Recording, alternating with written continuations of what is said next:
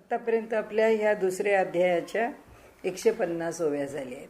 या अध्यायामध्ये गुरुमहिमा सांगितलेला आहे. तो आता आपण बघत आलोच आहोत. त्यांनी 2-3 प्रकारांनी तो वर्णन केलेला आहे. आता गुरु कोणत्याही लक्षणांनी युक्त नाही आणि गुरु कोणत्याही उपाधीच्या पलीकडे आहे. त्यामुळे गुरुचं गुरुपण हे आम्हाला फक्त गुरुशी समरस होऊनच समजून घ्यायला पाहिजे.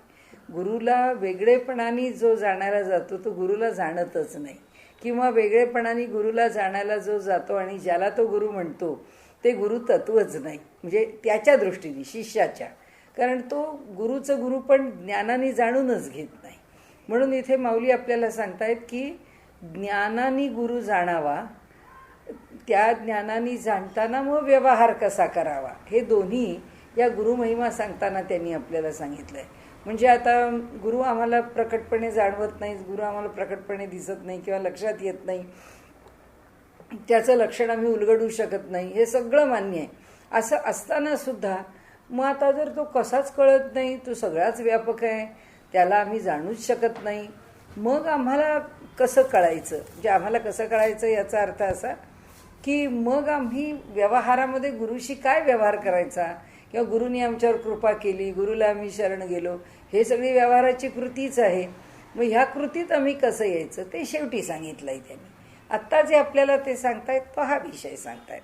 तर आता 150व्या ओवीपर्यंत आलो. त्याची जी म्हणजे महाराजांच्या ओव्या, दासगणू महाराजांच्या, त्याची जी मूळ जी अमृतानुभवाची ओवी आहे ती, जो उघड की न दिसे, प्रकाश की न प्रकाशे, असतेपणेची नसे कवणीकडे. त्याचं स्वरूप सांगतायत आता ते, की जो उघड की न दिसे, तो असा काही स्पष्टपणे आम्हाला हा गुरु या रूपात तो आम्हाला काही प्रकट होत नाही. तो प्रकाश की न प्रकाशे, तो प्रकाशमान आहे असं असून सुद्धा तो आम्हाला प्रकाशित झालेल्या रूपामध्ये दिसत नाही, भासत नाही. भासणं प्रकाशामुळे आम्हाला भासमान होणं. कारण आता आपल्याला एक गोष्ट पूर्ण माहिती आहे की या जगामध्ये आम्हाला जे दिसतं असं आम्हाला वाटतं ते फक्त आम्हाला भासतं, कारण ते भासमान होणार आहे. ते दिसतं म्हणजे ते वास्तव आहे असं नाही आहे.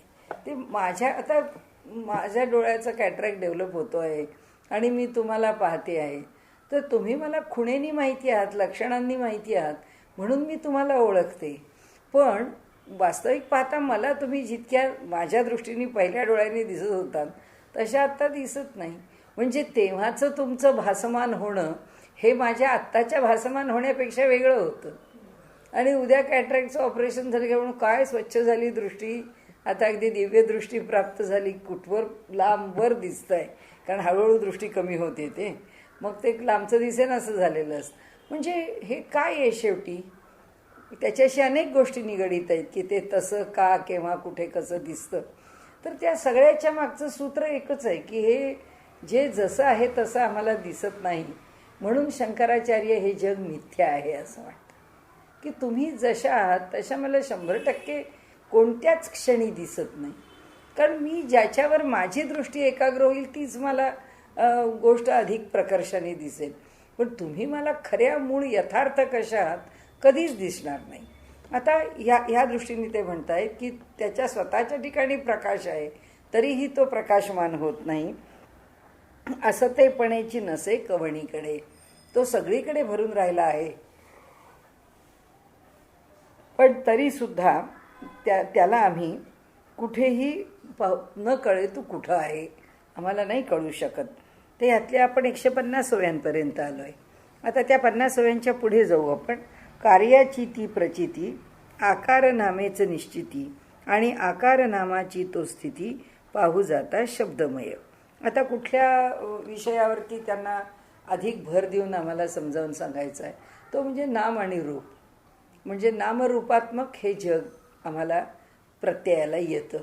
तर तो असा नाही. कार्याची ती प्रचिती, कार्य म्हणजे हे जग म्हणजे कार्य आहे, त्यांनी निर्मितीला जे घेतलेलं आहे ते आकार रूपाने प्रकट झालेलं आहे. या कार्याची प्रचिती कशाने येते? आकारनामेचं निश्चिती, आकारामुळेच प्रत्ययाला येतं. नाही तर निराकार वस्तू आम्हाला इथे कुठे कळतीये? ह्याही वातावरणामध्ये परमात्मा निराकार रूपाने भरून राहिला आहे, कुठे आम्हाला तो प्रत्ययाला येतो? तो काही आम्हाला येत नाही. त्यामुळे आमचा आग्रह काय आहे परमेश्वराकडे, की तू आम्हाला दर्शन दे. दर्शन दे म्हणजे काय, आम्हाला ज्या प्रकाराने दृष्टीला पाहण्याचं सामर्थ्य आहे त्या सामर्थ्याच्या कक्षेत तू ये. म्हणजे आम्ही तुला खरं पाहतच नाही, तूच आम्हाला पाहण्यासारखा प्रकट होतोस. म्हणजे त्याचं यथार्थ दर्शन आपण घेतच नाही. तो जो काय अनुभव देईल ती अपरोक्षानुभूती वेगळी, पण मला साक्षात्काराला झाला आणि परमेश्वराचं दर्शन झालं. काय साधं स्वप्नामध्ये जरी आपल्याला कुठलं चांगलं दर्शन झालं, काही दिसलं तर कोण आनंद होतो. ते किती भासमान आहे ती अवस्था स्वप्नाची, किती स्थूल स्थूल स्थूल आणि किती प्रातिभासिक आहे. म्हणजे किती सत्यापासून लांब आहे. तो सत्याचा विलक्षण अपलाप आहे तरीसुद्धा त्याचा आनंद आहे. त्याचं कारण असं की त्या सतला स्पर्शलेलंच आहे, त्याच्या सात्विक भावाला स्पर्शलेलंच आहे, म्हणून त्याचा आनंद आहे. तर असो, याच्याकरता ते पुढे म्हणतात की आकार नामेचं निश्चिती आणि आकार नामाची तो स्थिती पाहू जाता शब्दमय. आणि आकार आणि नाम म्हणजे काय, नाम शब्द, आणि आकार म्हणजे काय, रूप. रूप आणि नाम ह्या दोघांची स्थिती काय आहे, ती शब्दानेच प्रकट होते. आता रूपाने या गोष्टीकडे हात दाखवला की आपण ट्रे पाहिजे का, हात दाखवल्यावर असं म्हणतात. म्हणजे हे नाव आम्ही निश्चित केलेलं आहे. इकडे हात दाखवला आहे, टेबल तिथे पाहिजे काय, तुम्हाला जवळ ओढून पाहिजे का. म्हणजे शब्दाशिवाय त्याला आम्ही संपर्क साधून एकमेकांशी संवादच करू शकत नाही. म्हणजे रूपाचाही संवाद शब्दानीच आहे, भावनेचाही संवाद शब्दानीच आहे. म्हणजे ज्याला आपण एक्सप्रेशन म्हणतो, अभिव्यक्ती म्हणतो, ती अभिव्यक्ती शब्दाशिवाय होत नाही. आता आपण पुढे जाऊ. म्हणून सद्गुरूचे जे भले भासणे पण लोपले, ते कार्यामुळे झाले अन्य न काही कारण. म्हणून सद्गुरूंचं जे चांगुलपण आहे, मोठेपण आहे, त्यांचं जे अलौकिकत्व आहे, ते कशामुळे लोपलंय किंवा लपलंय, तर ते लपण्याचं कारण एवढंच आहे, भासणे पण लोपले. ते त्याचं जाणवणं या जगात का लोपलं, कारण कार्यामुळे झाले अन्य न काही कारण. कार्यरूपाने हे जग जेव्हा प्रकट झालं, म्हणजे आत्ता त्यांना आपल्याला काय सांगायचं आहे की गुरु हा कारणरूप आहे. म्हणजे जसं जगाला कारण ब्रह्म आहे, तसाच माझा सद्गुरू, माऊली आता गुरूंचा महिमा सांगतायत, तसाच या जगाला निर्माण करणारं कारण स्वरूप असणारा परमात्माच आहे. त्यामुळे तो परमात्मा जसा हे जग निर्माण करतो, तसंच माऊली म्हणतात माझे सद्गुरूच हे जग निर्माण करतात. हे जग त्यांनी निर्माण केलेलं असल्यामुळे आणि या निर्माण झालेल्या जगामध्ये त्यांना शोधण्याचा प्रयत्न करत असल्यामुळे आम्हाला ते भासमान होत नाहीत. पुन्हा शब्द त्यांनी दिसत नाहीत असं म्हटलं नाही, ते भासमान होत नाहीत. त्याचं कारण एवढंच आहे की या जगामध्ये त्यांची जी स्थिती आहे ती भासमान होणारी नाही आहे, कार्यरूपाला आलेलं आहे. आणि जे कार्यरूपाला आलेलं आहे ते काही भासमान त्या पद्धतीने, म्हणजे त्यांच्या चैतन्य रूपामध्ये ते आम्हाला दिसणार नाही. हा आता इथला खरा कळीचा मुद्दा असं आपण म्हणू. नंतर इथे पुढे व्याप्ती ती सद्गुरूची सर्वत्र असून या साची. तो सर्वदूर भरून राहिला आहे. परमात्मा जसा इथे सर्वदूर भरून राहिलेला आहे, कोंडून राहिला आहे, तसाच सद्गुरू इथे भरून राहिलेला आहे. ऐसे असून तयाची शंका ये हे आश्चर्य.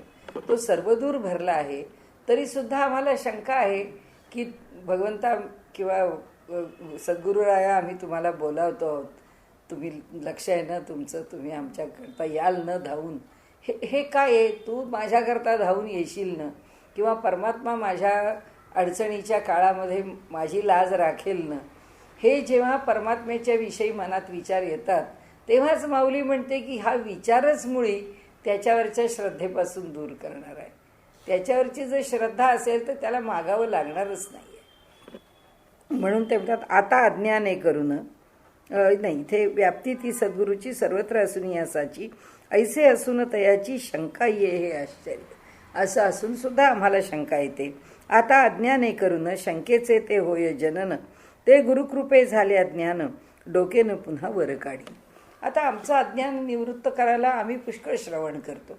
श्रवण केल्यानंतर आमच्या मनात येतं की नाही, आपल्या मागे आपले सद्गुरू उभे आहेत, आपल्या मागे परमात्मा उभा, आपल्याला कसली काळजी आहे. आपण आपलं काम करावं. पण मन त्या वृत्तीमध्ये कायम राहत नाही.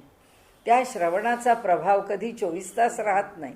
जेवढा थोडा काळ आपला तो प्रभाव असतो तेवढ्या वेळात मन खूप छान असतं आणि तो प्रभाव कमी झाला की मग मनामध्ये वेगळे वेगळे विचार, वेगवेगळे संशय, भ्रम निर्माण होतात. तर ते म्हणतात की हे अज्ञान जे आहे ते याला कारणीभूत आहे. कारण आमच्याकडे मूलभूत अविद्या आहेच, आमच्याकडे मूलभूत अज्ञान आहेच. तेव्हा हे अज्ञान जोपर्यंत निवृत्त होत नाही तोपर्यंत गुरूंचं यथार्थ दर्शन आम्हाला घडत नाही. ह्या अज्ञानातच आम्ही हा जो व्यवहार आहे हा चांगला करण्याकरता किंवा होण्याकरता आम्ही सात्विक गुणाची कास धरतो. आम्ही सात्विक गुणाला पकडून ठेवतो. का तर त्यातल्या त्यात आमच्या रजो आणि तमो गुणांना कमी करत करत आम्ही जर त्या सात्विकामध्ये अधिक रमण्याचा प्रयत्न केला तर निदान रजतमाचे दोष तरी कमी होतील. ते कमी झाल्याने 100 संशय यायचे असले तर 2-5 संशय येतील आणि एवढंच होऊ शकतं. त्याच्या पलीकडे जाण्याकरता गुरुकृपा, ईश्वरकृपा आवश्यक आहेच. ते गुरुकृपे झाले, अज्ञान गुरुची किंवा ईश्वराची कृपा झाली आणि आम्हाला जर यथार्थ ज्ञान प्राप्त झालं तर डोकेनं पुन्हा वर काढी. अज्ञान किंवा अविद्या पुन्हा कधी डोकं वर काढू शकत नाही. म्हणजे हा गुरु महिमा सांगून झाला की गुरुच्या कृपेनेच आमचं अज्ञान निवृत्त होतं आणि गुरुचं सुद्धा यथार्थ दर्शन घडू शकतं. आता जो तो ही शब्दी के मिळवू अनुमानाची मांदी हा प्रमाणांनी वो नेदी कोण्हा ही मा. कारण त्यांनी शब्द न वापरलाय आणि इथे प्रमाणांनी आपण कसं म्हणतो ना प्रमाणांनी, त्याच्याऐवजी तो अपभ्रंश प्रमाणांनी झालाय. हां, बाकी काही त्याच्यात वेगळा शब्द नाही आहे. आता जो तो इही शब्दी, आता त्या सद्गुरूच्या ठिकाणी इही शब्दी के मिळवू अनुमानाची मांदी. आता सद्गुरूच्या ठिकाणी काय होतं, शब्दांनी त्याचं वर्णन करता येत नाही. शब्दांनी मी जेव्हा वर्णन करतो तेव्हा मी कोणत्या तरी प्रमाणात गेलेलाच असतो. कारण त्या आम्हाला प्रमाणात गेल्याशिवाय कशाचंच वर्णन करतायत. म्हणजे ही बाटली आहे, ही जांभळ्या रंगाची आहे, तिचं टोपण पांढरं आहे किंवा वरचा त्याचा जे थर आहे किंवा त्याचा जो लेअर आहे तो पांढरा आहे, बाकी जांभळा आहे. हे काय जे बोलतो हे प्रमाण आहे. प्रमाणाला रंगाचा रेफरन्स आहे की हा रंग पांढरा आहे, हा रंग जांभळा आहे. जांभळा आहे म्हणजे हा निळा नाही, हा हिरवा नाही, हा पिवळा नाही. हे सगळं आम्ही आत्ता मनामध्ये बाय मेथड ऑफ एक्सक्लुजन दूर केलंच आहे आणि कुठल्या निश्चितीला आलो, हा जांभळा आहे. म्हणजे आम्हाला जेव्हा हा रंग जांभळा आहे आम्हाला शब्दच उच्चारता येणार नाही प्रमाणाशिवाय. या जगामध्ये मापनाशिवाय आम्ही व्यवहारच करू शकत नाही. म्हणून ते म्हणतात की प्रमाणाशिवाय आम्हाला शब्दात येताच येत नाही. कोणत्याही वस्तूचं हे भांडं बाजूला ठेव, या वाक्यामध्ये सुद्धा हे पाणी प्यायचं भांडं आहे. मग समर्थ म्हणतो हे भांडं नाही आहे, हा ग्लास आहे. तो त्याचं प्रमाण सांगतो की तू पाणी प्यायचं भांडं कशाला म्हणशील, तू फुलपात्राला भांडं म्हणत असशील तर आम्हाला मान्य आहे. आम्ही ह्याला भांडं म्हणत नाही, आम्ही ह्याला पाण्याचा ग्लास म्हणतो. हे आमच्या व्यवहारामध्ये रूढ आहे. की मग तो त्याचं प्रमाण देतो की आमच्या भाषेमध्ये किंवा आम्ही इथे जी भाषा मराठी म्हणून वापरतो तेव्हा त्या मराठी भाषेत आता हा शब्द आम्ही असा स्वीकारला आहे की अशा प्रकारचं जेव्हा पाणी पिण्याचं काही साधन आहे त्या साधनाला आम्ही भांडं म्हणत नाही, त्याला आम्ही ग्लास म्हणतो. इंग्रजी शब्द याच्याकरता आम्ही जसाच्या तसा आणला आहे. मग तो काचेचा असो, स्टीलचा असो, पितळेचा असो, असा उभ्या आकाराचा आला की ग्लास. हे काय प्रमाण आहे, आम्ही त्याला प्रमाण लावलं. वाक्यच उच्चारू शकत नाही. मला भात वाढ प्रमाण आहे. मला पोळी नको, मला भाजी नको, मला कोशिंबीर नको, मला लोणचं नको, मला चटणी नको, मला भात पाहिजे. म्हणजे कुठल्याही स्थितीमध्ये माणसाचं बोलणं हे प्रमाणाशिवाय नाही आहे. आणि प्रमाण म्हणजे तर्क, तर्क म्हणजे न्याय. आणि हे सांगण्याकरता ज्ञानाची क्रिया किंवा प्रक्रिया ही त्याच्याशिवाय होऊच शकत नाही. म्हणजे तर्काशिवाय ज्ञान कोणत्याच बाबतीमध्ये प्रकटच करता येत नाही. ते प्रकट होतं, शब्द प्रकट होतो याचा अर्थ तर्क प्रकट होतं. तर्काशिवाय दुसरं काही प्रकट होत नाही. तुम्ही आत्ता आलात असं आपण जरी म्हटलं, हा नाही या न एवढं जरी म्हटलं तरी प्रमाणच आहे. कोणतं प्रमाण आहे, तुम्हाला घरात घेणं हे प्रमाण आहे. म्हणजे तुम्ही आलात, येऊ नका आमच्या घरी. कुणीतरी आला मनुष्य, अहो तुम्ही आत येऊ नका, दारू पिऊन आलेला आहात, आमच्या घरात शिरायचं नाही, आधी बाहेर चला बरं, मी दार लावून घेते, तुम्ही आधी बाहेर जा. याचा अर्थ काय झाला? प्रमाण आहे, लावलं आहे आम्ही की कुणाला घरात घ्यायचं, कुणाला घरात घ्यायचं नाही. तो आला तर आम्हाला पुढचे तर्क सगळे सोडून द्या. पण जेव्हा मनुष्याचा पहिला त्याच्या ठिकाणचा जो रिफ्लेक्स आहे किंवा त्याची प्रतिक्रिया आहे ती इतकी आपल्या ज्ञानाच्या प्रक्रियेशी जोडलेली आहे, आपल्याला कळतच नाही. जोपर्यंत आपण सुसंबद्ध आहोत तोपर्यंत आपल्याला कळत नाही. जेव्हा मनुष्याची हे सगळं थांबतं की जाणण्याची प्रक्रिया, तेव्हा त्याला कळतं की अरे दुसऱ्या माणसाला, त्याला विचारायला कळतच नाही, तेव्हा त्याला कळतं की अरे हा माणूस जे थोडं गडबड आहे बरं का, यांना मधनं बहुतेक विस्मरण होतं, हे आधी बोलले तेच पुन्हा बोलतात. किंवा हा मनुष्य सारखं एकच विषय बोलतो, त्याच्या दुसरं काही स्मरणात राहतं आहे असं वाटत नाही. किंवा जे स्मरणात राहतं त्याला साखळी नाही आहे, काही पण कुठलाही संदर्भ कशाशी जोडतो. म्हणजे इथे सांगण्याचा हेतू असा आहे की जगातला सगळा व्यवहार प्रमाणाशी निगडीत आहे. आणि असा सगळा जगातल्या व्यवहारामध्ये आता तो ही शब्दी ह्या प्रमाणामध्ये गुंतलेल्या आमच्या शब्दात, आमच्या भाषेत के मिळवू अनुमानाची मांदी. मांदी म्हणजे समूह, आपण मांदी आळी म्हणतो ना या ज्ञानदेवांचा शब्द वापरताना. मांदी म्हणजे हा समूह कशाचा आहे? अनुमानाची, तर्काची, युक्तीची. तर्क आणि युक्ती हे एकमेकांना पर्यायी शब्द आहेत. ही तर्काची युक्तीची मेळणी कुठे करणार? हे सगळे शब्द तर्क करायला कुठे राहणार, कुठे पुरणार, कुठे पोचणार, ते कशी संगती दाखवणार असं त्यांना सांगायचं. म्हणजे ज्या शब्दांनी मी आता गुरुमहिमा सांगायला निघालेलो आहे किंवा गुरुचं स्वरूप आपल्यापुढे यथार्थपणे वर्णन करावं अशी माझ्या वाणीची इच्छा आहे. पण ही वाणी कशी बरं तिथे पोचणार, या शब्दांनी मी कसं बरं त्यांचं वर्णन करणार? कारण हा प्रमाणांनी वो नेदी, म्हणजे हा प्रमाणांनी नेदी त्यांना सापडत नाही, तो सांगता येत नाही. त्या प्रमाणामध्ये, त्याच्या कक्षेत तो येत नाही. कोणत्याही प्रमाणाच्या. हा प्रमाणांनी वो नेदी, म्हणजे नाही, तो कोणत्याही प्रमाणांच्या मध्ये बसत नाही. ज्या सद्गुरूच्या ठिकाणी न होय शब्दांची मांडणी, तो कोणत्याही अनुमानी न जाय अनुमानीला. कोणताही अनुमान, कोणताही तर्क, कोणताही निष्कर्ष हा त्या सद्गुरूंच्या पर्यंत पोचत नाही. कसला निष्कर्ष करावा? जो आमच्या मनाला वाटेल तो खूप दयाळू आहे, एक अंग कळलं म्हणून म्हणजे सद्गुरू झाला का, त्यांनी आम्हाला विद्या दिली आणि त्यांनी आमच्यावर कृपा केली, हे वर्णन सद्गुरूचं झालं का? ते म्हणाले कोणत्याही शब्दांनी वर्णन करा ना, ते सद्गुरूचं वर्णनच होत नाही, त्याचा अनुमानच करता येत नाही. गुरु कोणत्याही प्रमाणा येवो न दे जवळ जाणा, तो येऊच देत नाही आपल्याजवळ कोणतं प्रमाण. ऐसा अनिर्वचनीय मोठेपणा, म्हणजे जो शब्दांनी वर्णन करत. अनिर्वचनीय, वचन म्हणजे शब्द, आणि अनिर्वचनीय म्हणजे शब्दामध्ये जो सापडत नाही असा मोठेपणा आहे सद्गुरूचा. सद्गुरूचा मोठेपणा कसा आहे? जो शब्दात वर्णनच करता येत नाही. आता हे सगळे शब्द आपण काय केलेत? वापरून गुळगुळीत केलेत. आपण एखाद्याचं म्हणजे परिचय करायला, एखाद्याच्याबद्दल भाषणात कौतुक करायला असं उभे राहिलं की आपण म्हणतो अहो काय सांगणार यांच्याबद्दल, हे सगळं त्यांचं कर्तृत्व शब्दांच्या पलीकडचं आहे. आता शब्दांच्या पलीकडचं आहे झालं, ही एखादी म्हण असावी, एखादा वाक्प्रचार असावा, तसं आमच्याकडे रूढ झालं. वास्तविकतेचं मूळ कुठे आहे? अनिर्वचनीय जी गोष्ट आहे ती शब्दात येत नाही. आणि व्यक्तीचं कर्तृत्व हे अनिर्वचनीय नसतं, कारण ते नष्टच होणार आहे, ते या जगामधलं क्षयाला जाणार आहे, ते काही अक्षर नाही आहे. म्हणजे सत्पुरुषांनी आपलं वाङ्मय सुद्धा आम्ही अक्षर म्हणतो ते म्हणत नाहीत. ते म्हणतात जेव्हा हे प्रकट केलं, शब्दात आलं, तेव्हा त्या प्रत्येकाला त्याचा केव्हाचा तरी हे आहेच की तो या सगळ्या प्रक्रियेतून जाणारच आहे. त्यामुळे ते म्हणतात प्रणवादी अक्षरे ती सद्गुरू ठाई पांगुळती, तेथे माझी अनुमान पंगती केवी टिके. आता ही प्रणवादी अक्षरं कशी आहेत? अ उ म ही जी अक्षरं आहेत, तर ही अक्षरं कशी टिकतील त्याच्या पुढे? अकार मात्रेनी उत्पत्तीची गोष्ट सांगितली आहे.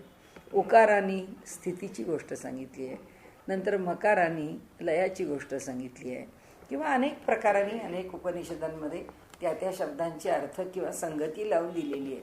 ती प्रत्येक संगती पुन्हा लौकिकाशी निगडीत आहे. अनुभव आहे की म्हणजे बिंदू, कला, मात्रा, ज्योती हा अनुभव आहे. कारण का ती अर्धमात्रा आहे. त्या अर्धमात्रेमध्ये हे समाविष्ट आहे. हे सुद्धा कसं आहे, पुन्हा प्रकटच आहे, कार्यरूपानीच आहे. अनुभव असा आहे की जो वेगळा आहे, की मला कला दिसली, मला ती कला, चंद्राची कला म्हणजे त्या कला रूपामध्ये ईश्वराचं दर्शन झालं, बिंदू रूपामध्ये दर्शन झालं, ज्योती रूपामध्ये दर्शन झालं, नाद रूपाने ऐकायला आलं. काहीही झालं तरी पुन्हा हेच की जे या पंचभौतिक जगात अतिशय सूक्ष्म असेल, अत्यंत तरल असेल, तरीसुद्धा याच्याशीच निगडीत, त्रिगुणाशीच निगडीत आहे. सत्वरज तमाच्या त्रिगुणाच्या गोंधळातच अडकलेलं आहे. तत्स्वरूपा स्पष्ट करावया, जे जे प्रमाण जावे द्याया, ते ते आहे तया ठाया, आधीचं पूर्ण भरलेले. प्रमाण कोणतं? त्याच्या बाहेर प्रमाणच नाही. त्याच्या बाहेर जाऊन प्रमाण कोणतं आणणार? कारण त्याच्यापासूनच सगळं जन्माला आलेलं असल्यामुळे त्यांनीच प्रमाणाला जन्माला घातलं. म्हणजे आमच्या बुद्धीला जो तर्क दिला तो कोणी दिला? त्यांनीच दिला. त्यांनी नसता दिला तर आम्हाला काय कळलं असतं? आता ज्याचा तर्क कळत नाही, एखाद्याला कळला पण ते मला कळलं नाही, त्यांनी 10 वेळा समजावून सांगितलं तरी मला कळलं नाही. म्हटलं बा हे कसं काय तुम्हाला जमतंय कोण जाणे, आपल्याला काही जमत नाही. म्हणजे याचा अर्थ बुद्धीमध्ये तो तर्क प्राप्त नाही आहे. तो प्राप्त नाही आहे म्हणजे त्या ठिकाणी भगवंतानी त्याची कृपा ठेवलेली नाही आहे. म्हणजे त्या ठिकाणी त्यांनी त्या ज्ञानाला आपल्या मेंदूमध्ये प्रकाशित केलेलं नाही आहे. एखादा मनुष्य एका क्षणात इथे बसल्या बसल्या मी सहज कविता करते, मला त्याचं काही वाटत नाही. तुम्ही म्हणाला तुम्ही आता बोलता आहात नाही, ह्याच विषयावर मी काव्य करते, काव्यात लिहून ठेवते. लिहून ठेवलं त्यांनी, तोच विषय काव्यामध्ये लिहून ठेवला तर मला ते वाचायला सुद्धा लवकर समजत नाही. त्यांना तो लिहायला समजतोय की तो शब्द कुठे योजावा, कसा टाकावा आणि तो बरोबर अर्थ कसा आणावा. आणि आपल्याला वाचताना अरे बापरे हा शब्द इथे वापरायचा, कशा करता वापरला असेल बरं, आपल्याला कळत नाही. आता मा यांनीच वापरला इथे, मा आपल्याला माहिती आहे, मा फलेषु कदाचन, म्हणजे आम्हाला माहिती आहे मा म्हणजे नाही. पण इथं मा वाचायला मा म्हणजे काय हो, कशाला हा मा आला हे आम्हाला नाही कळला. आता ते काव्य समजून घेताना त्या शब्दाचे अर्थ आम्हाला कळले पाहिजेत. इथे तो विषय असा एवढाच आहे की बुद्धी त्यांनी प्रकाशित केल्याशिवाय आम्हाला ते प्रमाण येत नाही. आता त्यांनी प्रकाशित केलेल्या प्रमाणांनी आम्ही त्याला मापू का? आम्ही नाही मापू शकणार, कारण त्यांनीच आम्हाला ते दिलेलं आहे. त्यांनी आता त्याचं मापन कसं होईल? त्यांनी जे दिलंय त्याच्या पलीकडे जावं लागेल. पलीकडून मापन केलं तर तो मापला जाईल. म्हणून ते म्हणतात की जे जे प्रमाण जावे द्याया, ते ते आहे तया ठाया, आधीच पूर्ण भरलेले. एवंच कोणत्याही प्रमाणाकारण आत्मानो हे विषय जाणं, आणि आत्मा हाची सद्गुरूपण सद्गुरूचे. आता म्हणून कोणत्याही प्रमाणाने आत्म्याला जाणता येत नाही.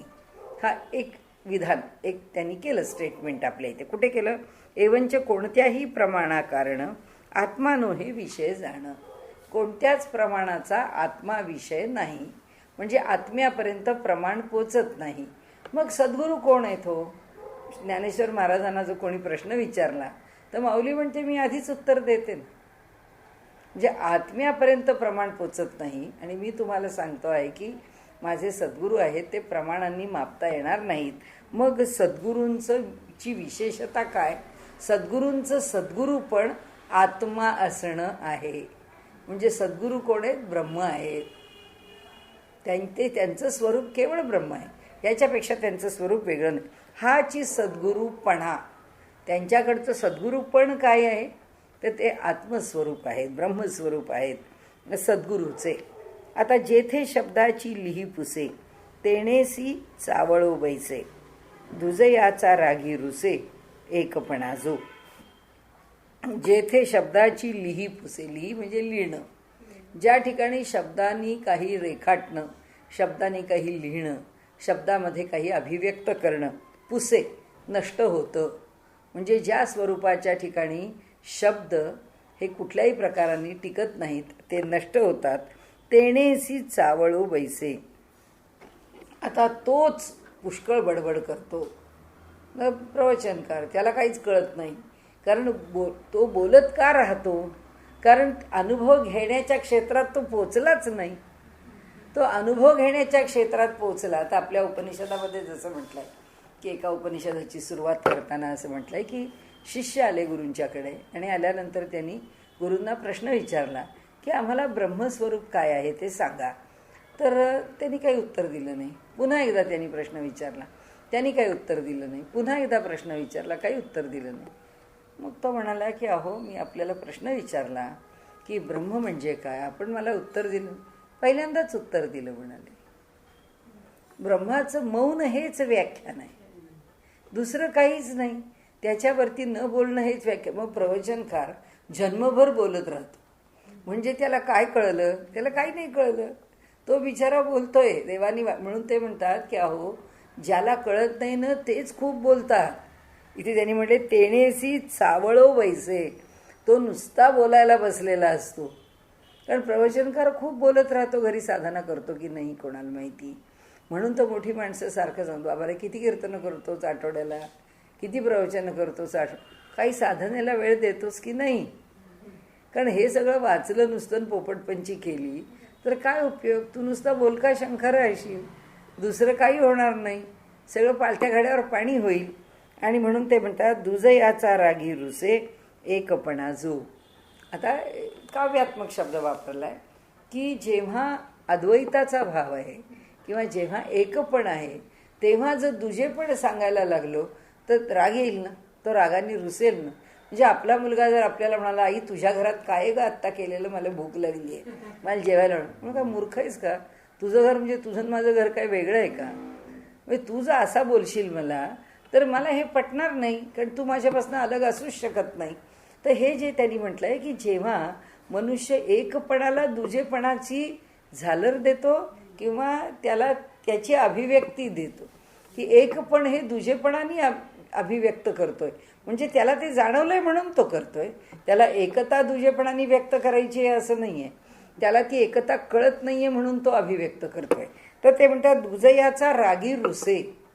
दुजयाच्या ठिकाणी जर एखादा राहिला, रागी आसक्त किंवा त्याच्याशी निगडीत किंवा त्या उपाधीनी युक्त असा जर राहिला तर रुसे. कोण रुसतो? एकपणा रुसतो. म्हणजे अद्वैत रुसतं. म्हणजे ते म्हणाले अद्वैताला दुजेपण सहन होत नाही. तेथे नसे शब्दोच्चार, तोची बोलत असे फार. जिथे शब्दाचा उच्चार केला जात नाही त्याच्याबद्दलच पुष्कळ बोललं जातं. किती महाराज, किती महंत, किती संत, किती व्यवहारातले व्यावहारिक कीर्तनकार, प्रवचनकार, लहान मोठी माणसं त्या ब्रह्माबद्दल अखंड कोट्यावधी वर्ष बोलतातच आहेत. म्हणाले ज्याच्याबद्दल काही बोलण्यासारखं नाही त्याच्याबद्दल इतकं बोलतोची बोलत असे फार. त्याच्याच विषयी खूपच, जिथं शब्दोच्चार पोचत नाही त्याच्याचबद्दल खूप बोललं जातं. आणि दुसऱ्यामुळे साचार आलेला न खपे एकपणा. आणि ह्या दुसरेपणामुळे येणारा जो दुजा भाव आहे किंवा द्वैत भाव आहे तो खपे एक आलेला न खपे एकपणा. त्या एकपणाला ते द्वैत काही सहन होत नाही. म्हणजे जो चिन्मात्र घन तेथे कैचे बोलणे पण. म्हणजे तो जो या स्वरूपाचा आहे, कसा आहे? चिन्मात्र आणि घन आहे. चित आणि मात्र म्हणजे केवळ, जो केवळ चैतन्य रूप आहे. आणि कसा आहे? घन आहे. त्याच्यामध्ये कुठे सांद फट तुम्हाला दिसणार नाही. तो अखंड सर्व दूर भरून राहिलेला आहे. असा असताना तेथे कैसे बोलणे पण. जे काही होते भाषण ते बोलण्याची नव्हे. म्हणाले हे जे काही मनुष्य बोलत राहतो ते त्याच्याविषयीचं बोलणंच नव्हे, याची बाष्कळ बडबड आहे. त्याला वाटतं म्हणून तो बोलत राहतो. म्हणजे शब्द ते बोलावया, दुसरा पाहिजे ऐकावया. आता पुन्हा दुसऱ्या बाजूनी सांगतायत समजावून आपल्याला की अहो म्हणाले काहीतरी बोलायला दुसरा कोणीतरी उपस्थित पाहिजे तेव्हाच तो बोलू शकतो. त्याविण शब्दा ठाया शब्दपणाचं नाही आहे की, त्याशिवाय शब्दाचा काय उपयोग आहे? मनुष्य एकटा डोंगरावर जाऊन कोणाला प्रवचन देणार नाही, कोण ऐकणार आहे त्याचं? त्याची काही गरज नाही. ही एक बाजू. म्हणजे बोलणेपणा ह्याच्या स्पष्टीकरणाची एक बाजू आली की बोलण्याकरता संवाद साधायला समोर कोणी असावा लागतो. ते ज्यासी बोलती त्या आपलेपणा आधी देती, ऐक्य भावी मिळविती द्वैत त्याचे हिरावूनिया. म्हणाले ते ज्यासी बोलती, ते ज्याच्याबरोबर बोलतात त्याला आपलेपणा आधी देते. मला काय बोलायचं ते मी आपल्याला सांगणार आहे, मी ते आपण माझं बोलणं ऐकणार आहात आता, किंवा आपण केव्हा म्हणतो आता सांग बरं तुला काय सांगायचं आहे ते. याचा अर्थ समोरचा माणूस जे सांगतो आहे त्याच्याशी आता मी एकरूप होती आहे. म्हणजे समोरचा त्या भूमिकेवर येतो. श्रोता वक्ता एका भूमिकेवर येतात. तो जे सांगत असतो ते वक्ता ऐकत असतो. ऐक्य भावी मिळविती द्वैत त्याचे हिरावूनिया. त्याचं वेगळेपण बाजूला करून ते दोघे एक होतात. एकपण झाल्यावर मग कशाचा शब्दोच्चार, तत्शब्द साचार मौन म्हणणे भाग असे. हे आपण आता व्यवहाराच्या पातळीवर बघितलं. पण हे जेव्हा वेगळेपणाने सांगणं आहे, उपदेश करणं आहे, त्या उपदेशानंतर एकदा जर विषय संपला, आणि आपल्याकडे व्यवहारात सुद्धा बघा, जी माणसं उगीच काहीतरी फापट चर्चा करत बसत नाहीत, त्यांनी एकदा काय सांगायचं आहे ते एकदा सांगितलं की ती गप्पच थांबतात. ती त्याच्यावर पुन्हा वाक्य उच्चारत नाहीत, किंवा काहीतरी बोलणं चालू ठेवायचं, संपला ना विषय. आता मौन हाच विषय आहे. जे समजवायचं होतं किंवा जे सांगायचं होतं की मी आज संध्याकाळी 5 वाजता तुमच्या घरी येणार आहे, संपला. फोनवरचा विषय संपला. पण ज्याला बोलतच राहायची सवय, मग तुम्ही ते कसे याल, मग कोणाकडून याल, कोणाच्या घरी जाऊन याल, किंवा येताना हे काम करून याल का, मग मी चालू आहे, याची काही आवश्यकता नाही. जे पोचवायचं आहे ते पोचवलं की विषय संपला. म्हणजे खरं व्यवहारात सुद्धा तेवढ्यानंतर मौनच आहे नेमकेपणाने. पण मनुष्य त्या नेमकेपणावर येत नाही. इथे आता त्यांनी सांगितलं की आता एकपणा झाल्यावर मग कशाचा शब्दोच्चार, तत्शब्द साचार मौन म्हणणे भाग असे. आता तत् हा जो शब्द आहे, आता ह्या शब्दावर आले ते की तत् म्हणजे ते, तो शब्द ते संपला. मौनच आहे म्हटलं पाहिजे त्या शब्दाबरोबर. तर ते म्हटल्यावर दुसरं काय, काही नाही. तर ते म्हणतात की तत् शब्द साचार मौन म्हणणे भाग असे. त्या तत् शब्दालाच मौन म्हणावं, कारण एकदा त्याचा उच्चार केला की बाकीच्या शब्दांचं प्रयोजन शिल्लक राहत नाही. जेव्हा कोणी करी विचार कशाचा तरी साचार, तेव्हा त्याचे अंतर भरे हजारो शब्दांनी. आता इथे वेगळ्या तऱ्हेने सांगितलं. आता ते म्हणतायत की बोलताना 2 व्यक्तीच पाहिजे आहेत असं नाही. आता झालं, मगाशी म्हणाले ना 2 व्यक्ती आहेत, द्वैत आहे, तेव्हा डायलॉग आहे, तेव्हा संभाषण आहे, हे सांगून झालं. दुसरं, शब्दांचा पुष्कळ फुलोरा करतो आहोत. हा फुलोरा कुठपर्यंत आहे, जोपर्यंत तत्शब्दाशी येत नाही तोपर्यंत. तत्शब्दाला येऊन पोचल्यावर बाकीचे सगळे शब्द संपले, म्हणजे मौनच आहे. मग ते म्हणतील, आता आपल्यासारखा एखादा शहाणा म्हणेल की काय हो, मग असं जर असेल तर आम्ही बोलतच नाही, आम्ही तोंड बंद करून ठेवतो. ते म्हणजे तोंड बंद केलं म्हणून काय झालं, मनात विचार आहेत. आणि जेव्हा मनात विचार आहेत तेव्हा हजारो शब्द आहेत. कारण विचार शब्दांशिवाय येतच नाही, आम्ही शब्दांशिवाय विचार करतच नाही. म्हणून ते म्हणतात की जेव्हा कोणी करी विचार कशाचा तरी साचार, तेव्हा त्याचे अंतर भरे हजारो शब्दांनी. शब्दवाणी वाटे न आले परी हृदया माझी प्रगटले. हृदयात तर प्रकट झाले, म्हणून प्रकटले ते ऐकिले ज्याचे त्याने. म्हणजे इथे काय झालं, श्रोता झालाच ना, डायलॉग आहे. हृदयात निर्माण झालेला विचार किंवा प्रकटलेला शब्द आमचा आम्हाला कळला आहे, म्हणजे इथल्या इथे, पण त्याच्यामध्ये डायलॉग आहे, त्याचे त्याने. म्हणजे वाणी सर आहोनिया मौन करी अगणित भाषण. म्हणजे तोंडाला कुलूप लावलंय पण भाषण काही संपलेलं नाही आहे. वाणीचे ते प्रयोजन दुजा वेळी सांगण्याच्या. म्हणाले त्या वाणीचं प्रयोजन काय, दुजा वेळी. आता कुठे प्रयोजन येतं, अंतःकरणामध्ये पुष्कळ चर्चा करून बोलून झालंय. आता प्रत्यक्ष वाणीचं प्रयोजन केव्हा, की मला ते तुम्हाला सांगायचं. म्हणजे तुम्ही मला एक प्रश्न विचारलाय, आता त्या प्रश्नावरती मी अनेक चर्चा केली, बया मला म्हणतायत अमुक एक गोष्टी करता, तुम्हाला काय वाटतं, आता मत कसं द्यायचं, ते त्या मताकरता मनात 1000 चर्चा झालेली आहेत. मनाच्या मनाशी पुष्कळ विचारांची खलबत झालेली आहे. ती झाल्यानंतर आता मनात राहिली, पण ती जेव्हा प्रकट व्हायची वेळ येते, किंवा ती जेव्हा ज्या ठिकाणी तो विचार बाहेर आला पाहिजे किंवा तिथपर्यंत पोचला पाहिजे, त्या व्यक्तीशी किंवा त्या जे काही त्याच्याशी निगडीत असेल त्याच्याशी, म्हणजे एखादं पत्र लिहायचं असेल तर ते पत्रावर उतरलं पाहिजे. एखादी कादंबरी लिहित असू तर ते त्या रूपामध्ये प्रकट झालं पाहिजे. एखाद्याच्या आतमध्ये सगळं चर्निंग झालेलं आहे आणि काव्य स्फुरलं आहे तर ते कवितेच्या रूपाने आलं. त्याचं फॉर्मॅट वेगळा असेल, त्याचं स्वरूप वेगळं असेल. पण ते म्हणाले वाणी कशी होते, अभिव्यक्त झाल्यावरच ती त्या ठिकाणी तो विचार किंवा ते शब्द आहेत ते एका रूपाला येतात, ते अभिव्यक्तीला येतात. म्हणून ते वाणीचे ते प्रयोजन दुजा वेळी सांगण्याच्या, म्हणजे पुन्हा द्वैत कायम आहे. सांगायचं आहे काय त्यांना की शब्द आला द्वैत कायम आहे. नंतर शिष्याचे जाय शिष्यपण मग दुसरा उरे कुठून. जेव्हा शिष्याचं शिष्यपण निघून जातं तेव्हा दुसरा शिल्लक राहतो का. ऐशाच वेळी भाषण होत आहे सद्गुरूचे. आता हे सांगण्याकरता त्यांनी आम्हाला इतक्या प्रकारचं भाषण सांगितलं. ते म्हणाले जेव्हा शिष्याचं शिष्यपण संपून जातं त्यावेळीच त्याला सद्गुरूचं भाषण कळतं. तोपर्यंत सद्गुरूचा शब्द त्याला कळत नाही, सद्गुरूचं भाषण त्याला आकलन होत नाही. म्हणून ते बोलणेच नाही की ते होय ज्याच्याच ठाई. ऐशी बोलण्याची नवलाई सद्गुरूंच्या, म्हणून ते बोलणेच नाही की ते होय त्याच्याच ठाई. म्हणून सद्गुरूंना बोलावं लागतच नाही. ते कुठे होतं, त्याच्याच हृदयात ते निर्माण होतं. कारण काय आहे, आपण काय शब्द उच्चारला ह्या उच्चारण्याने तो तुमच्यापर्यंत नाही पोचला, त्याचं ग्रहण तुम्ही काय केलं ते पोचलंय. म्हणजे एक व्यक्ती जेव्हा मुलाखत देते आणि ती ऐकायला जेव्हा 25 पत्रकार बसतात त्यावेळी प्रत्येक पत्रकाराचा त्याच्यावरचा प्रश्न वेगळा असतो. एकच अभिव्यक्ती आहे पण प्रत्येकाच्या मनात त्याच्या अनुषंगाने वेगळे प्रश्न निर्माण होतात. म्हणजे बोलणं हे बाहेरून आलं म्हणून ते कळलं असं नाही आहे. ते म्हणाले ते कळलं कुठून, शब्द बाहेरून आले पण कळलं हृदयात.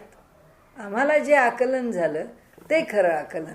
म्हणजे आता शिष्याला गुरुचा शब्दाचं आकलन कुठे झालं, हृदयात झालं. त्याला ते त्यांची बाहेरची वाणी नाही.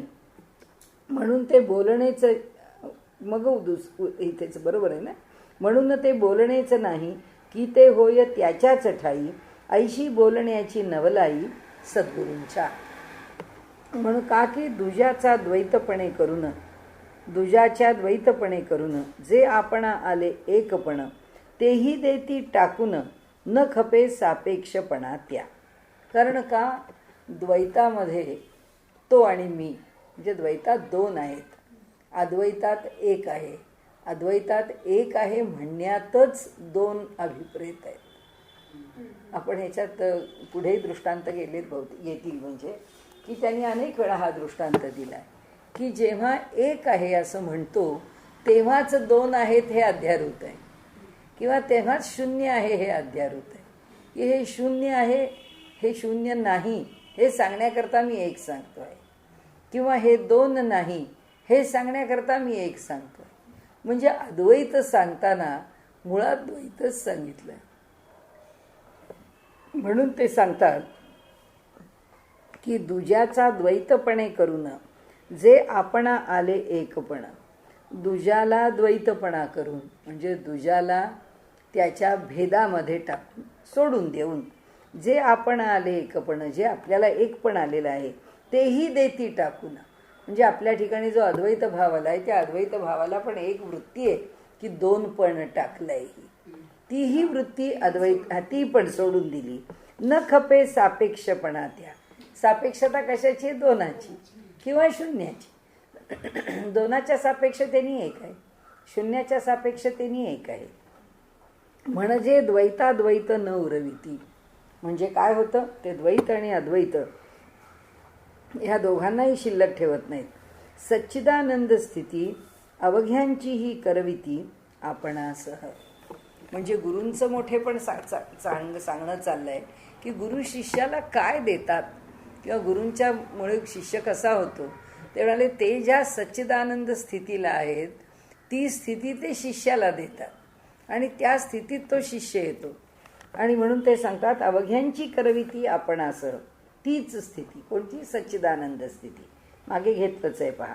म्हणजे द्वैताद्वैत न उरविती एक गोष्ट फल, की द्वैत आणि अद्वैत ठेवत नाही. दुसरं फल सच्चिदानंद स्थिती देतात. कुणाला देतात? अवघ्यांची करवी, सगळ्यांची करतात. आपणासह, आपल्यासह सगळ्यांना आपल्यामध्ये समाविष्ट करून घेतात.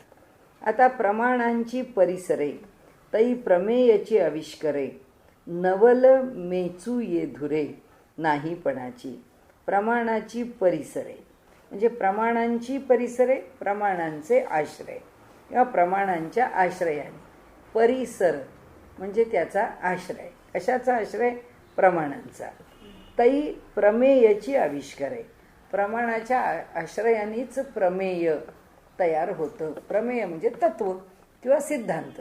म्हणजे आपण जेव्हा सांगतो की अहो त्रिकोणाच्या दोन बाजूंची बेरीज जी आहे ती तिसऱ्या बाजूपेक्षा नेहमीच अधिक असते. मग हे काय आहे? हे प्रमाण लावलं. आम्ही 25 त्रिकोण काढले आणि त्या त्रिकोणांच्या त्या जागांची बेरीज केली त्या असलेल्या बाजूंची. मग आमच्या लक्षात आलं की ती नेहमी जास्त असते.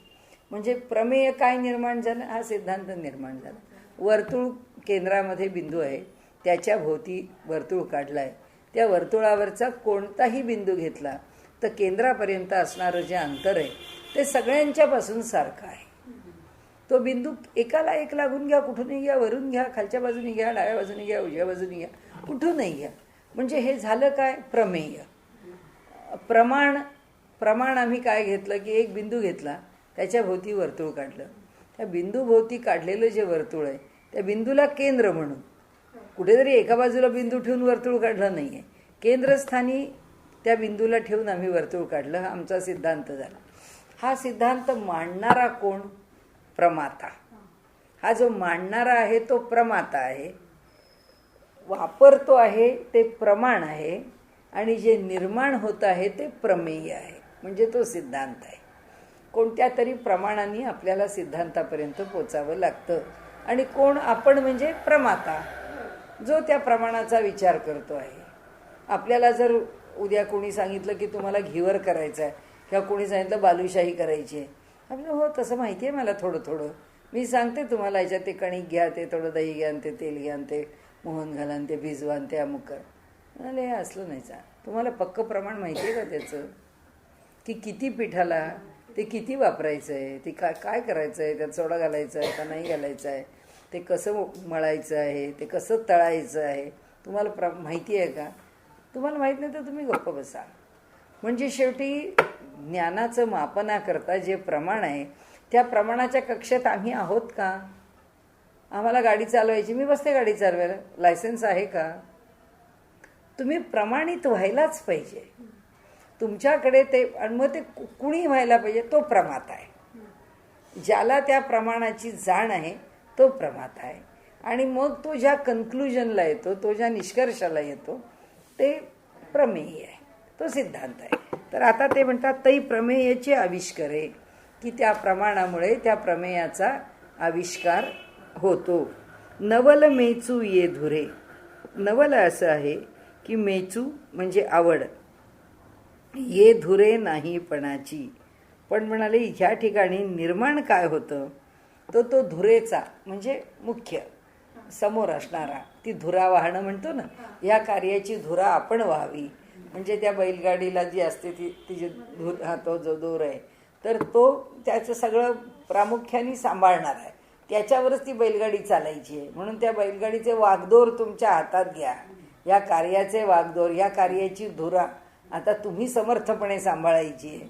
आता हे तर ते म्हणतात इथे की आश्चर्य असं आहे की मोठा म्हणजे धुरा म्हणजे आता हे महत्त्वाचं नाहीपणाची.